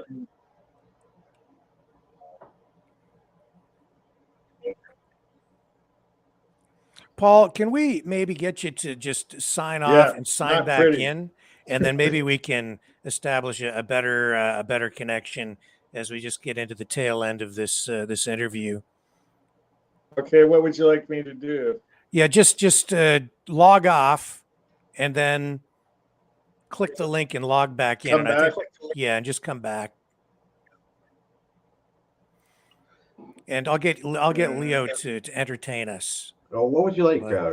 3 midgets doing handstands on the carpet. Bugsy Siegel, one of my favorite movies, Rick. 3 midgets doing handstands on the carpet. So you guys like the shirt? You can get him. Maverick News. He's not grifting. I'm grifting for him right now. And what's the price of these, Rick? I haven't worked out a price yet, Leo. I have to figure that out, but probably we got to keep the phone lines going, and this is how it's going to happen because they demonetized them. And now guess what? Here's your comeback from demonetization. And I know a lot about the T-shirt business. By 420 Festival, over 3 days, I would sell $25,000 worth of shirts in 3 days. So I do know a lot about these. And very nice shirts. Thank you, Rick. This is a great gift for me anyways. It fit like a glove. Hopefully we have a better connection now with Paul. He's back. I'm back. Yeah, I hope that's better. Where do you want to go with this now, Leo? You want to talk a little bit more about Hollywood? I think that's the avenue you were going down. Yeah, the Hollywood connection. Are you still in contact with anybody from the Hollywood area? Oh yeah, yeah. I still do some music stuff. Yeah. You know what? It was always a pleasure talking to you. I will be hosting the Windsor 420 Festival, hopefully by next year. You know, under my lawyer's guidance, which I seldom listen to, okay, because I'm off in my own little world and social media and this and that. My court case is still going through. Even though I pled guilty, and I wound up with a $4,000 fine, and I only pled guilty because the other 5 co-accused were going to go to jail or possibly go to jail. I said, if anybody's going to hang over this, it's going to be me. I pled guilty. They dropped the charges on them with a $4,000 fine. I was walking out the door. They hit me with proceeds of crime. The financial aspects of it. I looked at the disclosure. I laughed. I told my lawyer, half this shit, I don't have nothing. I don't even know. Okay.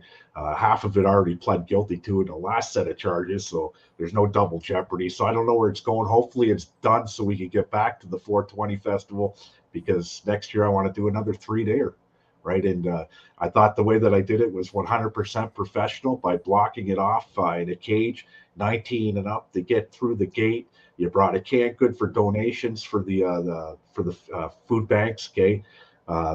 Or $5. All that went to the food banks. And I don't think anybody in the cannabis industry has done more for their community than me in what I've done, right? I'll say that was the most adult 420 event I've ever been to. Like it wasn't one stupid, immature thing that happened that whole weekend. Right. I had the politicians there for both sides of the border speaking. Okay. You, great speakers, Sam Malechi, Puff Dog out of Hamilton, great speakers come down, right, to educate people, because they legalized something where there was zero education, none. Here we go, we're going to legalize marijuana. But guess what? It can still kill you. Let's see, it's going to make you go crazy. There was zero education on it, right? And out came the edible forms. And you know, I do know about edibles. I've done some pretty crazy videos after me eating edibles. And if you want to see me go silent, let me eat an edible, a cookie or a brownie, and the mouth will go dead. Okay.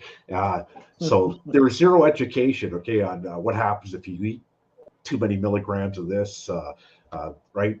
There was zero education. The government just came out, let's legalize it. Boo, boo, boo, boo, boo. They said, oh, there's going to be 1 million car accidents where people are going to get killed. I still haven't heard of any car accidents where anybody's been killed smoking pot. I don't advise anybody to smoke pot and drive. I don't do it, right? Maybe I know why I don't do it, because I don't smoke pot that often, right? Once every year, twice a year at the most, right? So I want to get back to where we were before, Paul, so we get you back down here and speak, right? Your story is just pretty powerful from where you came from, right? It's too bad we couldn't get Sam Malechi down here, but he passed away. Rest in peace, Sam. But this book right here, can we still find this book? Does Willie, his wife? And for the people just listening on the podcast, it's called what, Leo? The Great Cannabis Conspiracy? Yes. Is the name of the book? Yes, 100%. And it's written by Dr. Sam Malechi. Mark Emery's name's on the back, from Cannabis Culture. It's a good read. Well, look at this book. This is also a good read, too. The Black Donnellys. My son reads everything. He's only 17 years old. I see why I spend $50 a week on books, right? But this book right here is powerful. Okay, talks about all the corruption and crap that went on, that's been going on. It's still going on, right? With the Liberal government, you had Bill Blair, the head of at the time public safety minister, okay, who was ex-chief of police for Toronto, that was busting people's skulls for cannabis his whole goddamn career. Once it's legalized, guess who bought a bunch of shares? Bill Blair and the rest of them, okay? And it's documented, it's open. If that's not corruption, okay, or what's the word I'm looking Hypocrisy. for? Oh, 100% hypocrisy, okay, at its finest. It's like we're living in Mexico. It's like we're living in Mexico 1990. We got $20 million worth of gold going missing under police security. when you can't trust the police because they're crooks, we got a problem over here, right? And that's what's going on, right? When you got governments lobbying, people lobbying the governments with suitcases full of cash, that's corruption at its finest. But they say it's legal. They deem it's legal, right? So, I want to open up a cannabis company, but guess what? I got to lobby the government with $1 million in a suitcase. That's the backdoor shit that goes on. Okay. And guess what? I finally get my license. Now, who wants to invest in my company? Right. You got all these politicians and friends of the politicians that are investing in it. Okay. Before they even hit the stock exchange, their money's already on the table. Right. So it looks good on them all because they're all going to lose their fucking shirt because, hey, stick to where you've been getting it before. It's safe, 100% safe. I can't count how many pounds of Mexican brickweed in my 20s that I smoked. And that came and looked like cow patties in a cow pasture. And you know what? I'm not dead. I'm not sick. I'm 100% healthy today, right? And there's another correlation. We can't, hey, Paul, we can't talk about the shots, okay, and stuff like that on here, but there's another correlation between cannabis. And I have one of the biggest cannabis groups in Canada called the Windsor 420 Society. If you're not part of that, jump on it. You'll get a lot of education in that group. There's a lot of people that didn't take the jabs that smoked cannabis that never got sick. Now, I don't know if it coats your lungs or whatever, right? But we do know that cannabis is part of our genetic makeup. It's part of our DNA, Rick. Okay, it's alien. The Chinese, it's been in the book of medicine for the Chinese for over 2,000 years. Okay, so it is what it is. And I don't know anybody in that group of the Windsor 420 Society, and I think we got almost 7,000 members in that group, and it's a private group that got sick. So if that's not something to look at, right, there's might be some medical value there. I think so too. I think, when I was in Jamaica for the whole first lockdown, and you just didn't, the numbers there were nothing, Right. and I didn't get it until I came back to Canada, and it was first day of work last year in Kingston. The guy that I was teamed up with, I shook his hand and I got COVID, Wow. And it was like, I had it for a week. It was I wouldn't even nothing. know. My wife had it for 3 months, and it was hideous for her. Yeah, we can't even say the C word on here. Yeah, we should change the subject because we are on YouTube, and they've already taken 2 of our channels down. They demonetized us a week ago. Like this is one of these subjects that they hammer us on. And we can't even talk about the word. I got cut it. Yeah, I got to spell it. The word CARTEL. You can't even say that on YouTube because they'll ban you. I know people that have been banned just for saying that word, right? And you can't even say it as the milk, CARTEL, or whatever, the Mexican or Colombian or any of that. Because as soon as you say the word, they snap you, right? That's why Rick's on Rumble, he's on Twitch, he's on Facebook. He's on everywhere else, right? Because the fall of YouTube, unfortunately, is coming. He's been monetized, and he was making enough money to pay for the phone lines. And if you watch his show more, Paul, because you're going to become a Maverick, you can call into the show. Rick's been paying for that out of his pocket. Now Rick don't have to pay for that out of his pocket because if we all buy one of these T-shirts, I hear he has some hats coming, some ski masks, the Maverick ski mask. Who did it? The guy in the ski mask, Maverick, right? That's how he keeps the phone lines going, right? It costs this guy $500 a month or whatever it is to keep his damn phone going, so people can call in from all over the world, man, right? And that's an awesome show, right? So, yeah, you're gonna watch this more often. It was a pleasure being with you guys as usual. Paul, is there anything else you'd like to add or think that we might be missing as we just kind of wrap things up here? Go look at Phil Hartmann's Flat TV on Facebook. We're going to be doing a fundraising thing for that. If you have a company that wants to advertise on it, you can buy a slot in the credits, or if you want to be an associate producer, you can donate some money to it. But basically, we got to raise the money to finish it because it's a short, and none of the big companies will give us any money to do it. We're 300 grand in already, and animation is $1,000 a minute. Whoa. Wow. That's Let's wicked. get Phil an Oscar. Okay. Wow. Expensible.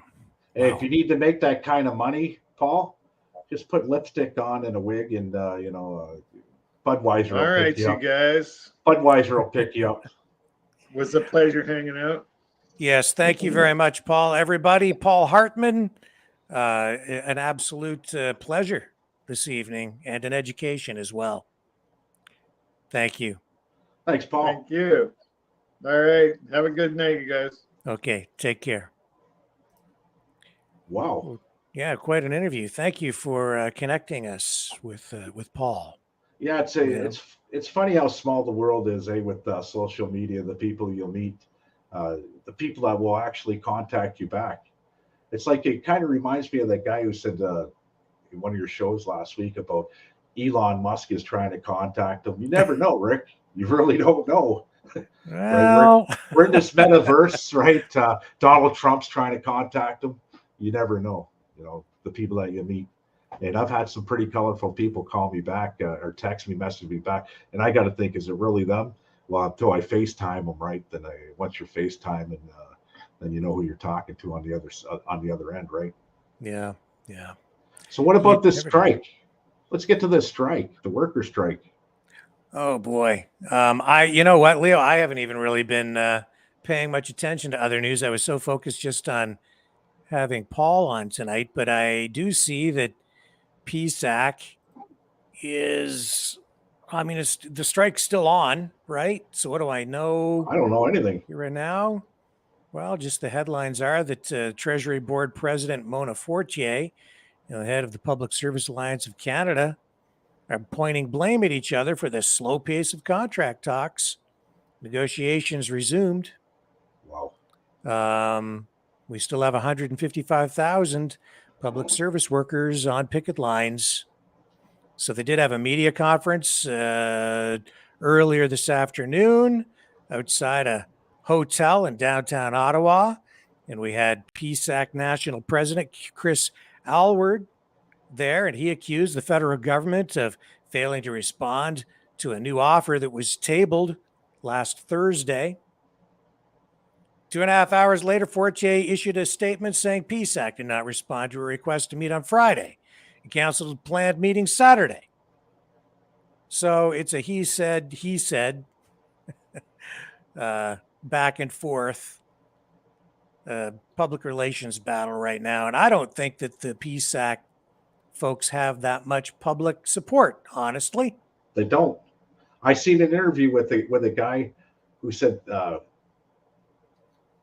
I'm not here to make the public happy. The public don't like us anyways, right? He was striking, right? He said, I'm not here to make the public happy. Well, I'll tell you what, here's an industry with the government where 20 or 30% of them are working from home. Okay, working from home because you know why? Well, that ended a long time ago, and they're still working from home, and they want 13%. If they give it to them, Rick, it's going to open Pandora's box, because not only the federal workers going to want it, the provincial workers, municipal workers, 13%, 13%. It might drive us all into a national strike. I want 13%. Rick Walker wants 13%. Let's see, Sunny Days, who's on here watching, wants 13%. Deborah Hart, Steve Harvey, you guys all want 13%. I know you do. I want it. Yeah. Right? So, and the only way you're going to get it is walk off the job. I don't know. It's funny, Well, somebody said, do it. Walk off the job. But, in a way, I understand, because the price of gasoline today was $1.69 per liter. Now, for our U.S. friends, you have 3.78 liters in just 1 gallon of gasoline. And we're paying basically $1.70 a liter now for gas. So inflation is out of control. Brutal.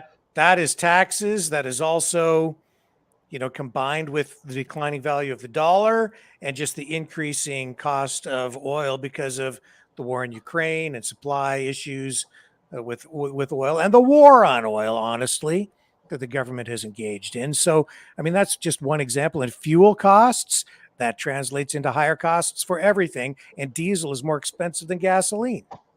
And that's what brings your goods to market in with the trucks, right? Is it still diesel? We're not on electric cars yet. Well, here's some food for thought for you guys. The best year I ever had for an income tax return was this year. I ended up getting 4,300 something bucks back, and that was the other day. I went to Liberty Tax. They did my tax. I said, "Can I go cash back?" No, we don't do that because they might be striking. Well, that night they went on strike. So my check's in the mail somewhere along the line. I'm not expecting it for probably 3 or 4 months. Now, mine's only 4,300. Now, as a whole, the whole country with the tax returns, people that are getting back, it's going to be in the billions. Okay, it always is in the billions for the tax returns. That money's sitting in escrow somewhere collecting tax or collecting interest. Collecting interest for who? The government.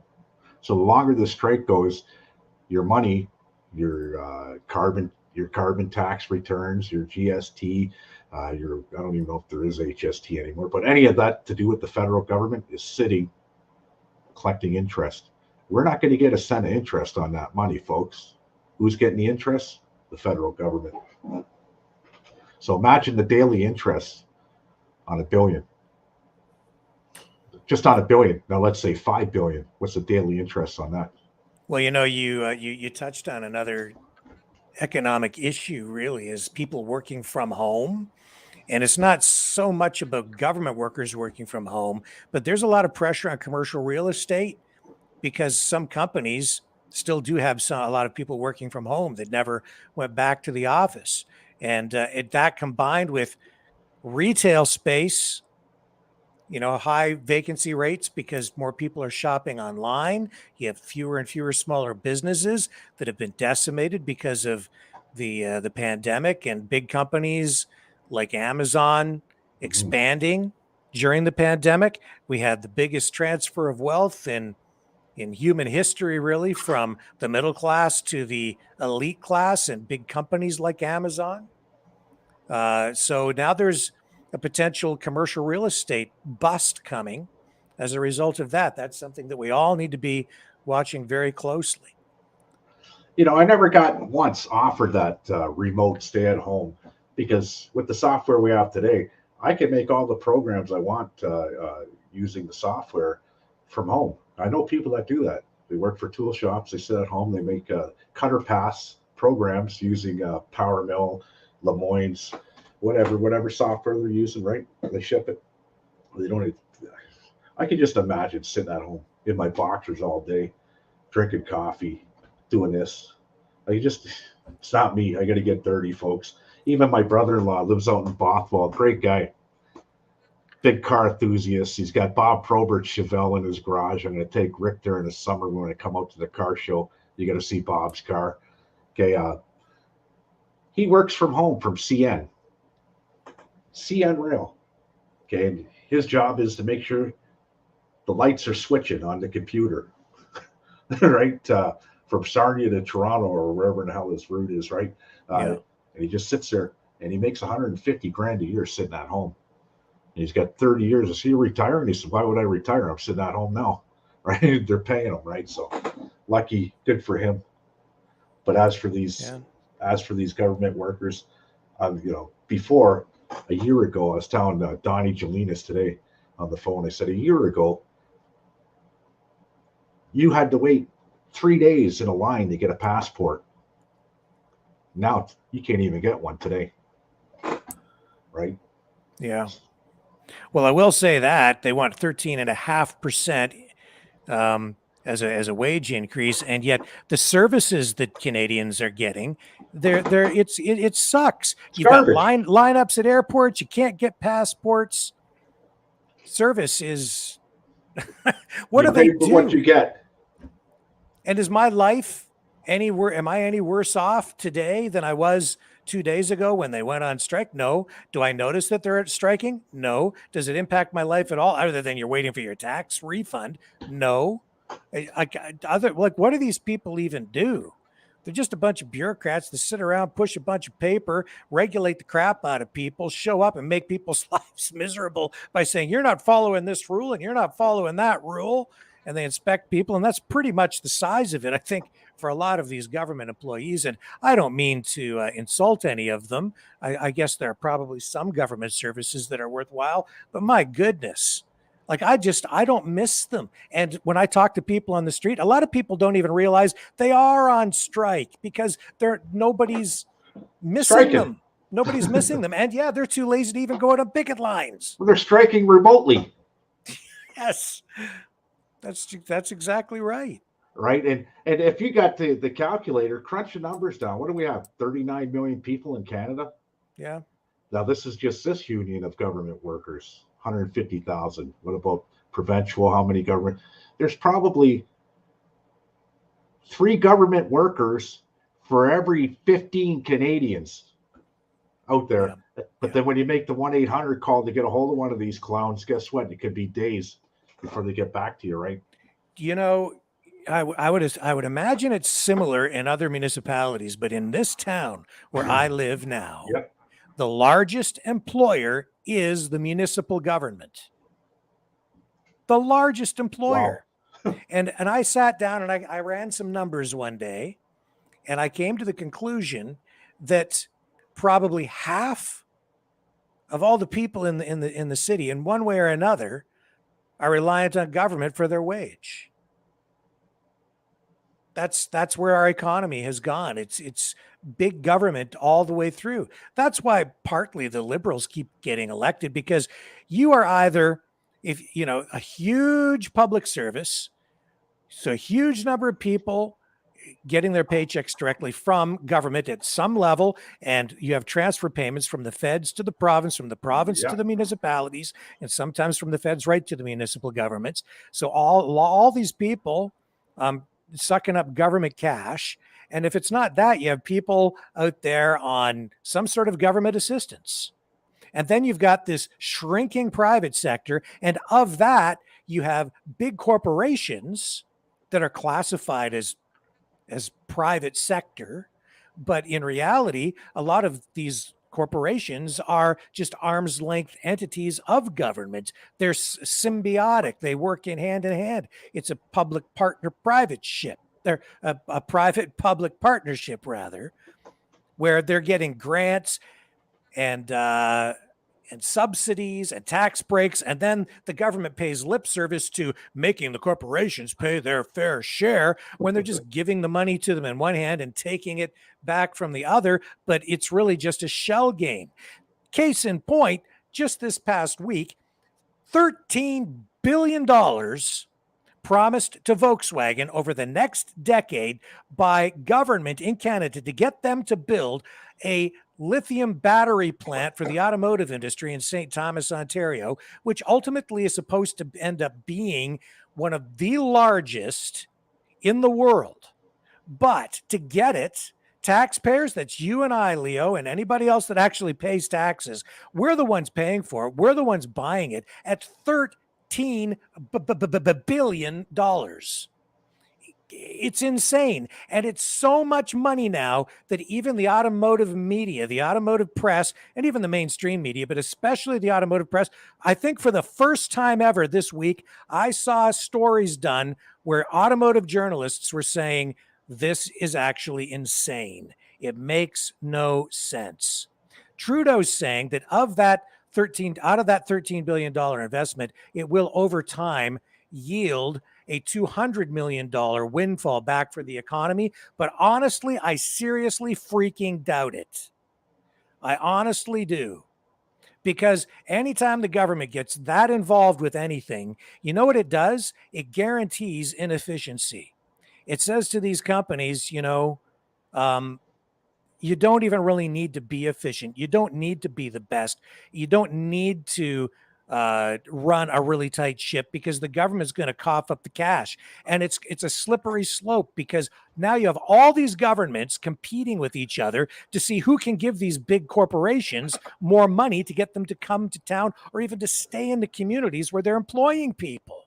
It is insane. It's absolutely nuts. And the reason they're giving them 13 billion is a direct response, and they've said this, a direct response to the Inflation Reduction Act from the Biden administration, which has nothing to do with fighting inflation because all it is printing more money and giving out more free cash to big companies. That's the way they're fighting inflation. That doesn't fight inflation. That makes inflation worse. Mm-hmm. It is truly insane, and I just don't know where it's going to end. It'll end when they're giving $1 trillion deals because we don't have it. Right. We don't have it now. You're absolutely right. And here's the big problem with this.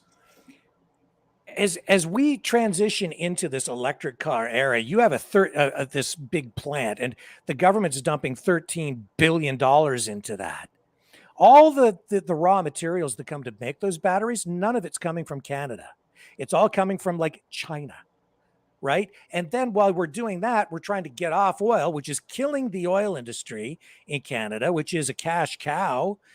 That's where a lot of Canadians' wealth comes from, is from out west in Alberta, the oil industry. They're trying to shut that down and transitioning cars from gasoline to electric. It's just going to take that revenue from the oil industry and the petrochemical industry, which is situated in Canada, in Sarnia. We're going to lose that. The raw materials are coming from China.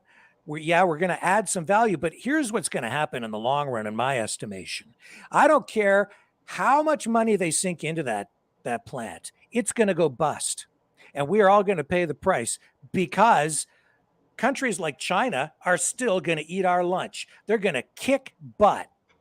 Vietnam, other Asian countries, they are going to produce the same kind of product for a fraction of the price because they do it different. With that 13 billion going into that plant, that's going to send a signal to the unions that they can belly up to the bar and demand much higher wages. Oh, now they've got 13 billion in government handouts. Well, and look at the cost of inflation. The public service is after 13.5%. And now you have the unions are going to go after similar kind of wage increases for the auto workers and all that. A lot of that money is going to get eaten up. The same thing happens in the healthcare sector in Canada as well. Every time the government dumps more money into healthcare to try to fix the problems, the unions that represent the nurses and the other healthcare workers, they all run to the bargaining table and demand more money. And they say, yes, you can afford it because the government just coughed up all this extra cash. It's a shell game. You got my hands moving, Rick, like you, Mini Rick. Now, ask yourself the question. Insanity is doing the same thing over and over again, expecting a different result. We've been down this road before. Instance, my hometown, Samsung. $1.2 billion investment. They took the money 10 years later. There is no more Samsung in Windsor. Thank you very much for the cash, Canada. Right. Now, and what were they making there? That was stuff for the wind turbines, right? Right. Wind turbine company from Samsung out of Korea, I think it was, or Vietnam. Ended up knowing a lot of people that came down here to work there, and it didn't work out for them in the end. They closed up shop. Now, I'm not saying that government should not get involved in bailouts. They did it with the auto sector. They all paid it. They all paid it back. It was like a loan. Here you go. And that's what the government should be doing with Volkswagen. We'll give you $1 trillion. We don't give a shit, but you're going to pay it back. Okay, pay it back. Don't be giving people money with zero interest. Okay, that's one thing. Okay, at least you're going to get your principal back at the end of the day. Just don't give them the money and say, okay, there you go. Because I can guarantee you they're giving $13 billion to Volkswagen. I highly doubt you'll see Volkswagen up and running for 20 years, guaranteed. They're going to take the money and run. In some way or another, yeah. I mean, and the thing with government grants like that is that I see it all the time. I've seen it so many times over the years. When government coughs up cash like that to a company, or would they inject it into even any industry? Everything, it creates this illusion of prosperity and growth because everything's okay for a while the government money is there. But as soon as the government money is gone, they go, well, we can't keep going. We don't have any funding. What are you going to do, government? And then they go back and they demand more money. Exactly here with the ethanol plant that we have in this town, where that is subsidized heavily by government. And they've made it very clear that they will never, they've talked about expanding it, but they will never do it because the plant itself is not economically viable on its own. It can only function financially with government assistance. That's the reality of the economics surrounding ethanol. And they talked about expanding it, but they won't do it unless the government gives them money. So that the corporation that's running it has stated that publicly.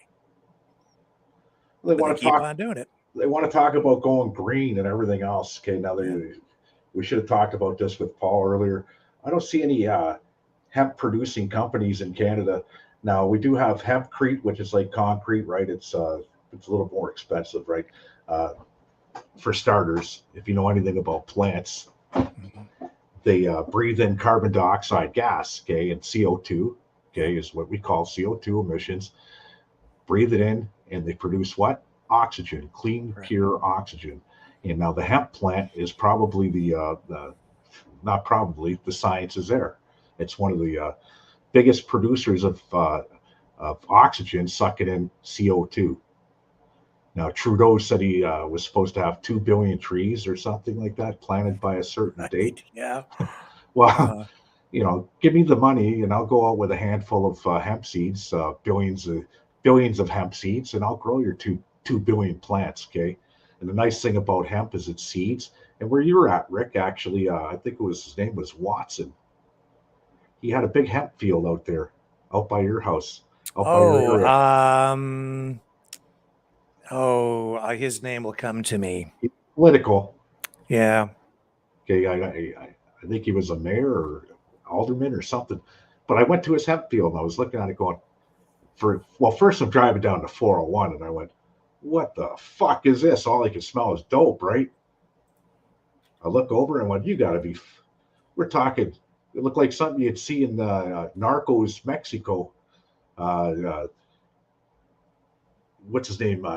Carol Canatino there with the biggest marijuana grow up you ever seen in your life. They could see it from the moon, right? And this is right off the 401. So I get off and what the fuck is, I'm looking at it, it's 100% hemp, obviously, right? And the owner came out, he was that guy, I thought it was Watson or whatever. And we were talking because I have a lot of insight on what hemp can do for the environment, right? Not only was George Bush's parachute in World War II, George Bush I, his parachute in World War II was made out of hemp, clothing, boots, you name it, right? Paper, pulp, okay, everything's made out of hemp. They could go back to that, but nobody's talking about it. Yeah, well, I know there were a number of farmers around here, and I'm sorry, there was a Jason Gutteridge who got a license to grow hemp for a while, and Laprise, I think, maybe for a long time, well-known farming family here.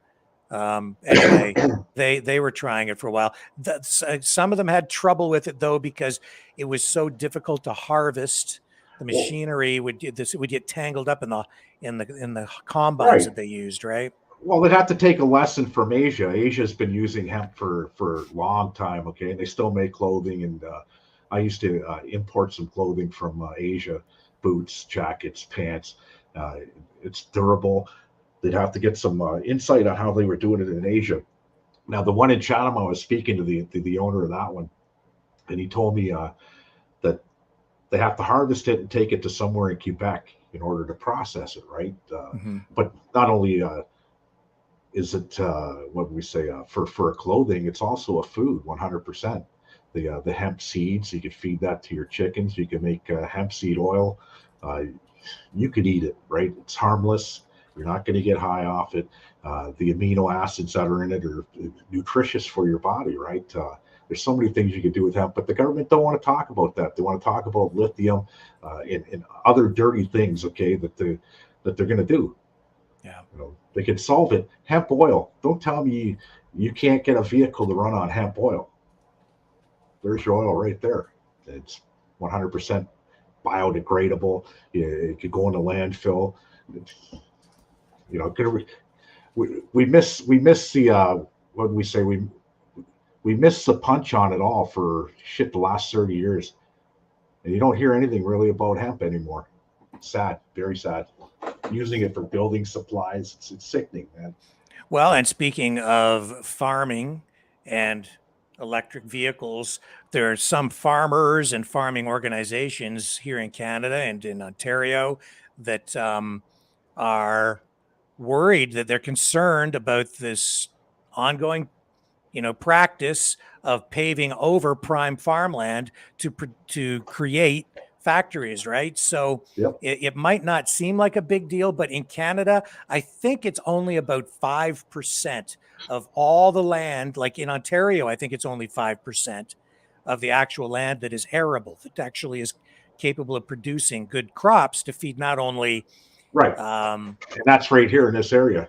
Right. And so that's what we rely. We'll always need that. And once you build a factory on farmland like they are in St. Thomas, that's another over 300 acres that will be gone. Right. And that really is generally forever. Very hard to get that back. In fact, actually we're losing apparently over 300 acres a day to industrial development in Ontario. And it's a 1,500 acre facility in St. Thomas that is being built. So you're going to lose another 1,500 acres of prime farmland. And it is prime farmland because in that part of Canada, it's far enough south that it has good climate. Plus the soil there, as I understand it, is it's not really sandy, which is an issue for drainage. It's like a loam, right? So it's very good and great for growing. Okay, Rick, I'm gonna have to sign off. These beautiful headphones are going blank on me here, but it was nice talking to you today, Mr. Yes, Paul sir. Hartmann. Thanks for coming on. Love you, Mavericks. See you guys in the chat. Adios. All right, thank you, Leo. Appreciate everything you did. And we're going to take a brief break. I'll be right back after this with more here on the Maverick News Channel.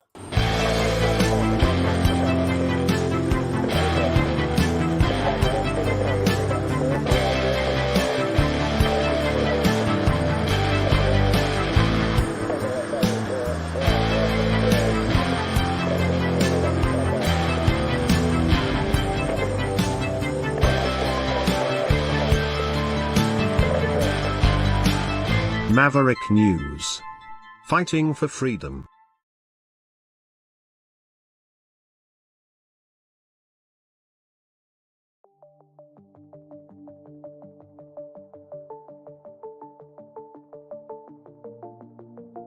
Greetings, brave Mavericks. Our quest for truth continues. We go beyond fake news. Together we expose propaganda. Together we pull others out of rabbit holes. We are maverick thinkers. We are all unique individuals, defenders of individual rights and freedoms, credible, trusted, grounded in reality. Maverick News, Maverick News. Defending free speech, free speech. Donate at freedomreporters.com. Do it now. Tomorrow may be too late. Maverick News. The world is watching.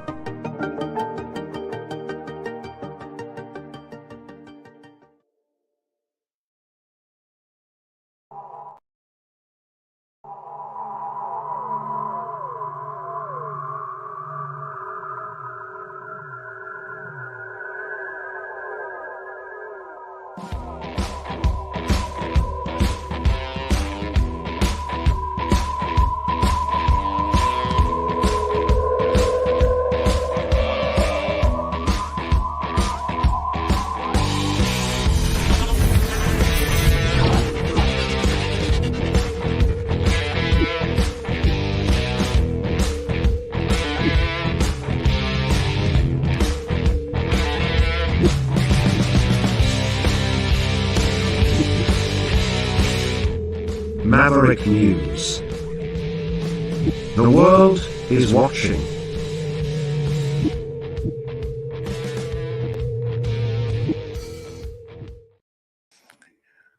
Also, just back to the issue of changes in the auto industry and the electric vehicle market, Tesla just in the past week cut its prices again. Both versions of its Model 3 sedan by $1,000 and on its Model Y crossover by $2,000. It has also cut prices on both versions of its more expensive Model S and Model X by $5,000. That's putting downward pressure on Tesla stock prices. The company has said that tougher U.S. standards would further reduce the $7,500 tax credit available for its base rear-wheel drive Model 3 since January. And a lot of industry experts are predicting even further price cuts. Why is this happening? Well, that is because when Tesla got into the market, there really wasn't any competition.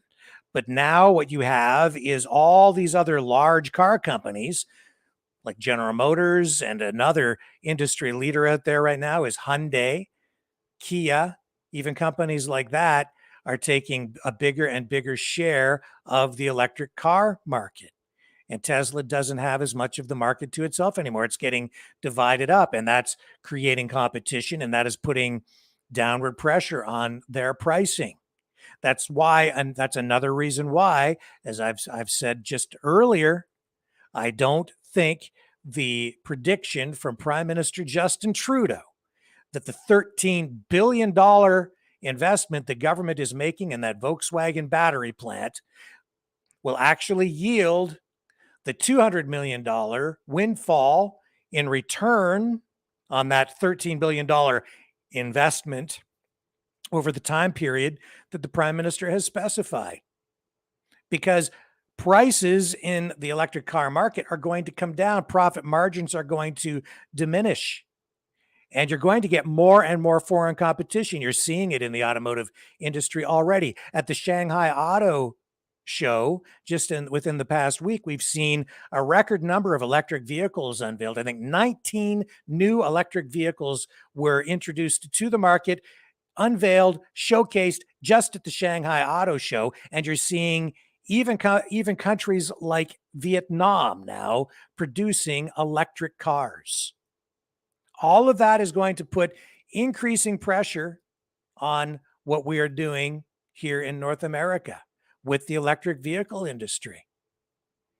So I would say that the government had better figure this out and get it right, because with the way things are going, I think that it's going to be a much bigger challenge to remain competitive in the automotive sector than anybody realizes. This is not the 1950s or even the 1970s.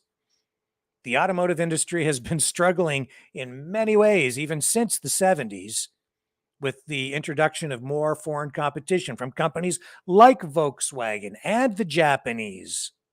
And the North American automakers continue to struggle. And that's why companies like Chrysler have been swallowed up in multinational conglomerates like Stellantis, which is now just a company that is part of a bigger operation that includes brands like Alfa Romeo and other companies. It's a combination of a bunch of companies, automotive companies. So big challenges ahead. You know, Tesla reported earlier this week that first quarter deliveries for that company hit 423,000 vehicles, which is actually up 4% from the prior quarter. But that's after price cuts in the United States and in China, which is a growing market for the automotive industry, and other international markets as well. And General Motors is focused more on the Chinese market than the North American market, because money is shifting The US, Canada, we are countries in debt. And who owns that debt? The Chinese, the Japanese, other countries around the world. Tesla has set a target of delivering 1.8 million vehicles this year, but the margins on those vehicles continues to shrink. Tesla has cut the price of its base Model 3 in total 11% since the start of this year, with a 20% reduction on its base Model Y. That's a huge price cut. That's not really unexpected when you think about it, because with any consumer good, especially an electronic consumer good like a cell phone or a television set, when the technology first comes out, it's worth a lot of money. You remember back in the day when plasma screen TVs came out, $10,000 people were paying to get a plasma screen TV, or even LCD, liquid crystal display televisions, or LED displays. Anyway, the people paid big money to get flat screen TVs. But as they became mass produced, there was more competition. The values of those products came way, way down. Now you can buy them for a few $100s. Even big screen TVs you get for, $500, $600, $800, maybe $1,000, $1,500 for something really spectacular. And that's ultra high definition. These are consumer goods. The prices come down. There's more and more competition. This is going to be an accelerated process. The declining true value of electric vehicles over time. You'll see it. And it really is mirroring the automotive industry, and the electric car market is mirroring what you get in the consumer electronics division. And that is why you're even seeing these car companies now unveil vehicles at like the Consumer Electronics Show rather than at automotive shows, because there's this huge crossover now between the two industries, the consumer electronics industry and the automotive industry. You're getting similar technologies in play here. Digital technologies, autonomous driving. I think today some people are more interested in buying a cell phone with wheels on it than buying a car with a radio. It's kind of getting flipped upside down. And companies are also focused on these vehicles because of the digital technology and the fact that they can track your vehicle, track all the data that comes from your vehicle, and in the process actually end up tracking you to accumulate data and even share or sell that data on you to various kinds of companies. That is partly where the value for a lot of this comes from. Now, Tesla isn't dead in the water as a company, not by a long shot. They still have the lead on technology that involves things like autonomous driving, and that's going to, I think, help fuel a lot of what the company is going to see in terms of its growth, or maybe its ability to survive increasing competition as we see more autonomous driving technology used for things like transport trucks. But those are real numbers out this week that show the kind of pressure that Tesla is under, and they are under intense pressure. I honestly think that eventually Tesla will end up being swallowed up, and probably in the very near future, by a larger company like General Motors or Toyota or one of the other automotive giants like Honda. They'll buy the company to get the technology more than even the production facilities, because these bigger companies that are more established and have been around really for well over a century, most of the big players, or at least for, say, a third to 50% of the actual history of the automotive industry, those bigger players have dealer networks, service networks already set up and established that Tesla has never actually established. For instance, there's no Tesla dealership in my town, so I would never buy one, but I could buy a Hyundai and actually get service because there's a dealer here in town. Tesla doesn't have the dealer network set up that these other companies do. Big issues, big challenges facing Tesla and the industry in general, and bigger issues, I think, for us as a society grappling with these challenges from the automotive industry and the electric car industry. So keep your eyes on it, folks, and fasten your seatbelts, because we are still in for one heck of a ride when it comes to the electric car market. Stay with me. I'll be right back.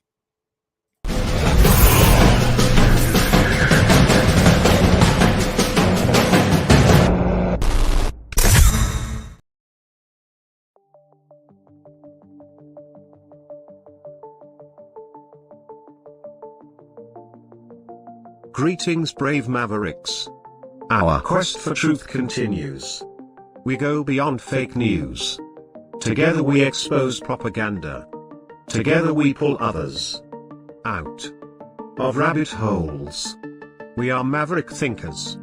We are all unique individuals, defenders of individual rights and freedoms, credible, trusted, grounded in reality.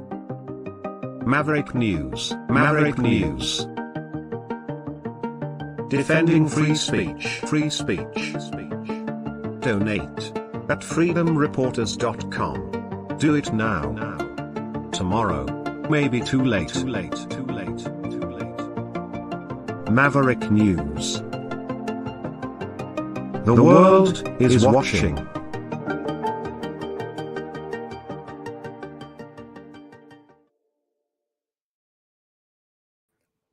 Okay, I'm back. And I just wanted to mention as well that Lori has a new poll on Robert F. Kennedy Jr. Well, I guess it's a poll to see who people would vote for president. And I think the choices are Biden, Trump, or Robert F. Kennedy Jr. She's rerunning her poll because, as she indicated the other day, it looked like Twitter kind of froze the votes around 918 and stopped counting at a certain point. So a lot of people voted, but their votes weren't actually counted, which was a little bit weird. So go over and check out Lori's Twitter. I promised her I'd give it a plug. So that'll get her some traction over there with that.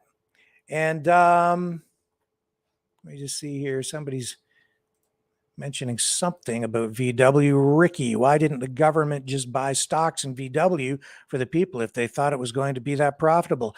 That is a really good idea. You know, that's exactly right. Why don't they just buy the damn company? That's a lot of coin, 13 billion bucks. You know, it really is. And they better have some pretty solid guarantees in place from Volkswagen to make sure that we get our money's worth back out of it. It also creates barriers to entry, for other automotive companies, and it puts us on a slippery slope again. Because now, how can any other company come into the marketplace here or anywhere else, honestly, even any other jurisdiction, any other country, and set up a battery plant and compete unless they get a $13 billion handout on a similar sized facility as well?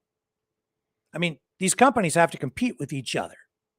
So as soon as the government starts handing out money, it sets a precedent and a necessity for any other company in the market to get similar treatment and similar kinds of handouts. Otherwise, that's a $13 billion shortfall they have to make up instantly before even a single product is produced on the assembly line. Huge problem. And then all these other companies, they're going to be standing in line with their hands out saying, where's our handout? Oh, you want us to keep this factory, the assembly facility in Windsor open? Well, you better cough up some cash, Ontario and federal government. And that's what you have going on in the US as well. So it just goes on and on and on and around in circles. And you know who pays for it? You and I. That's who pays for it. That is what goes on. And it's us. We're the ones who pay. So, yeah. Pretty rough, man. Also, I wanted to mention that Yesterday, our broadcast from the National Citizens Inquiry kind of fell apart. Something really weird was going on first with Rumble, where I noticed that all the numbers they crashed. Everybody was sort of, I don't know if it was accurate or not, but where we had hundreds and hundreds and hundreds of people watching, it went down to 1.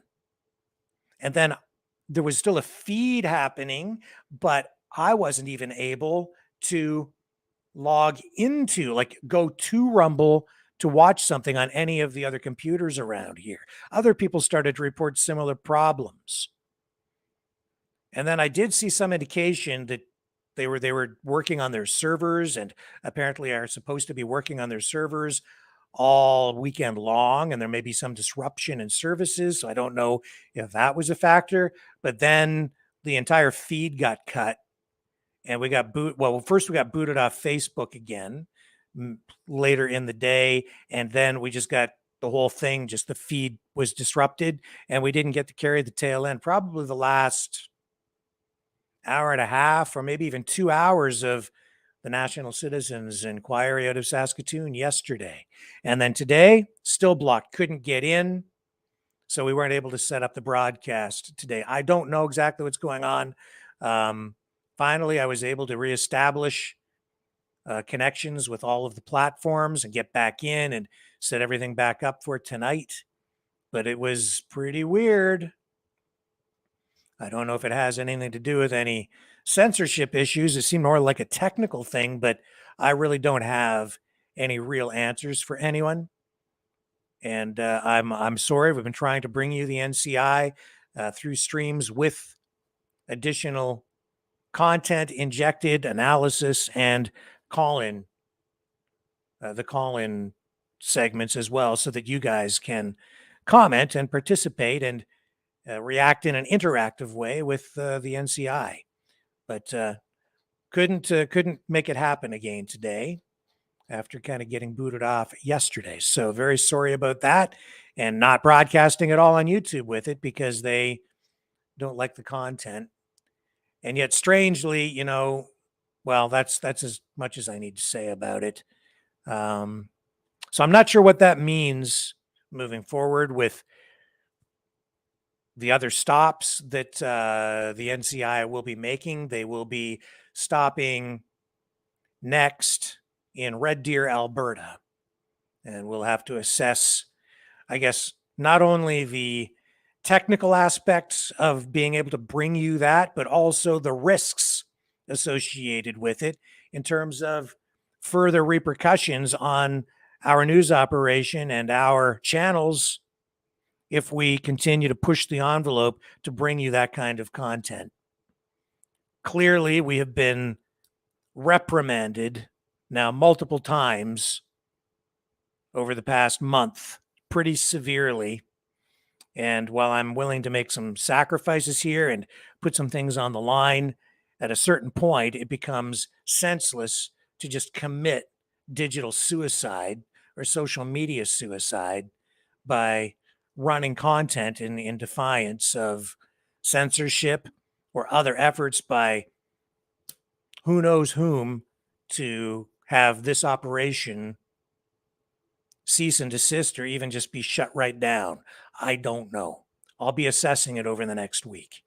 And we're continuing to come up with new plans, new strategies, I guess, to try to deal with the demonetization issue and find ways to survive and pay the bills so that we can continue to offer the same level of service that we have been providing. And we are making up for lost subscribers and lost viewers over on YouTube, on these other social media platforms, including Rumble. Please consider subscribing over on Rumble if you have not done that already.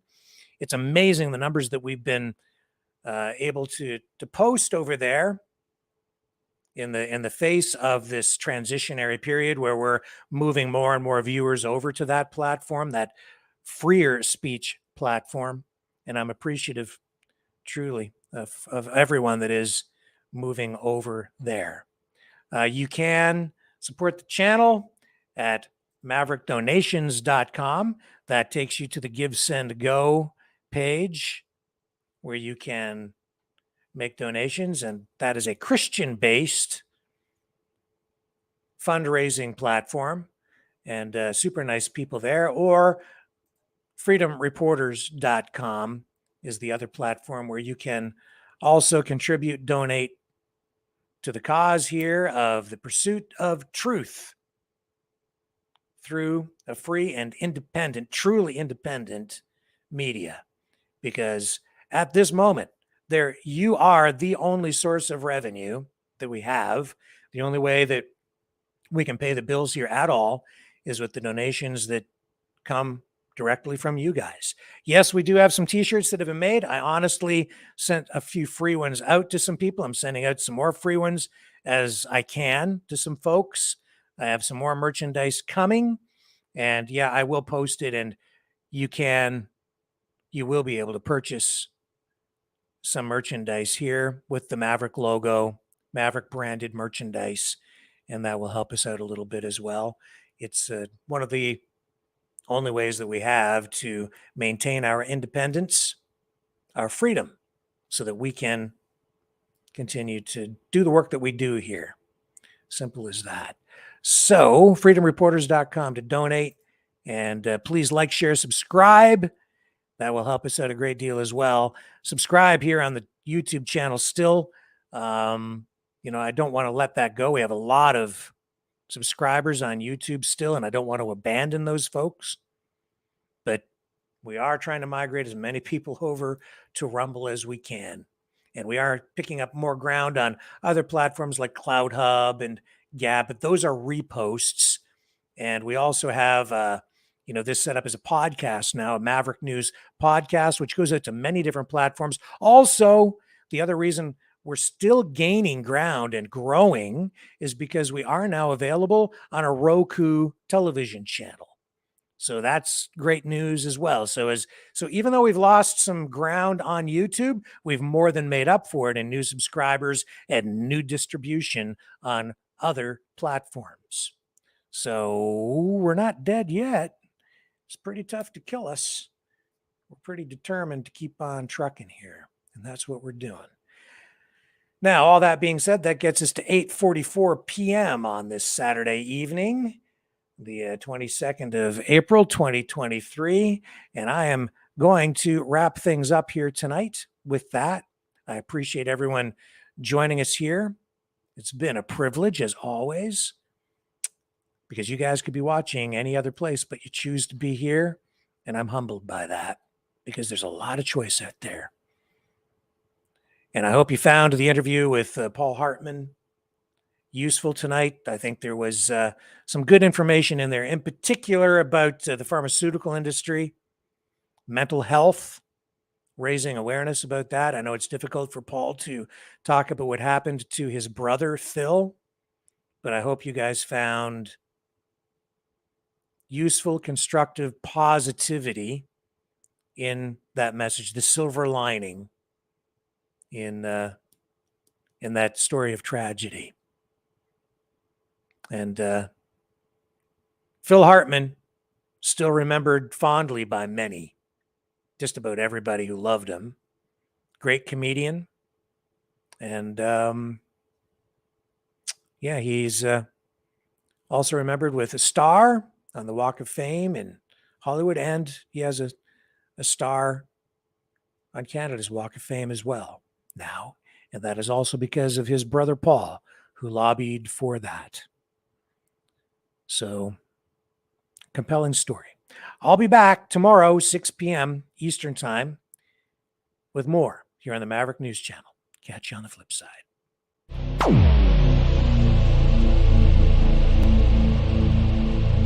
This has been a Maverick Multimedia production.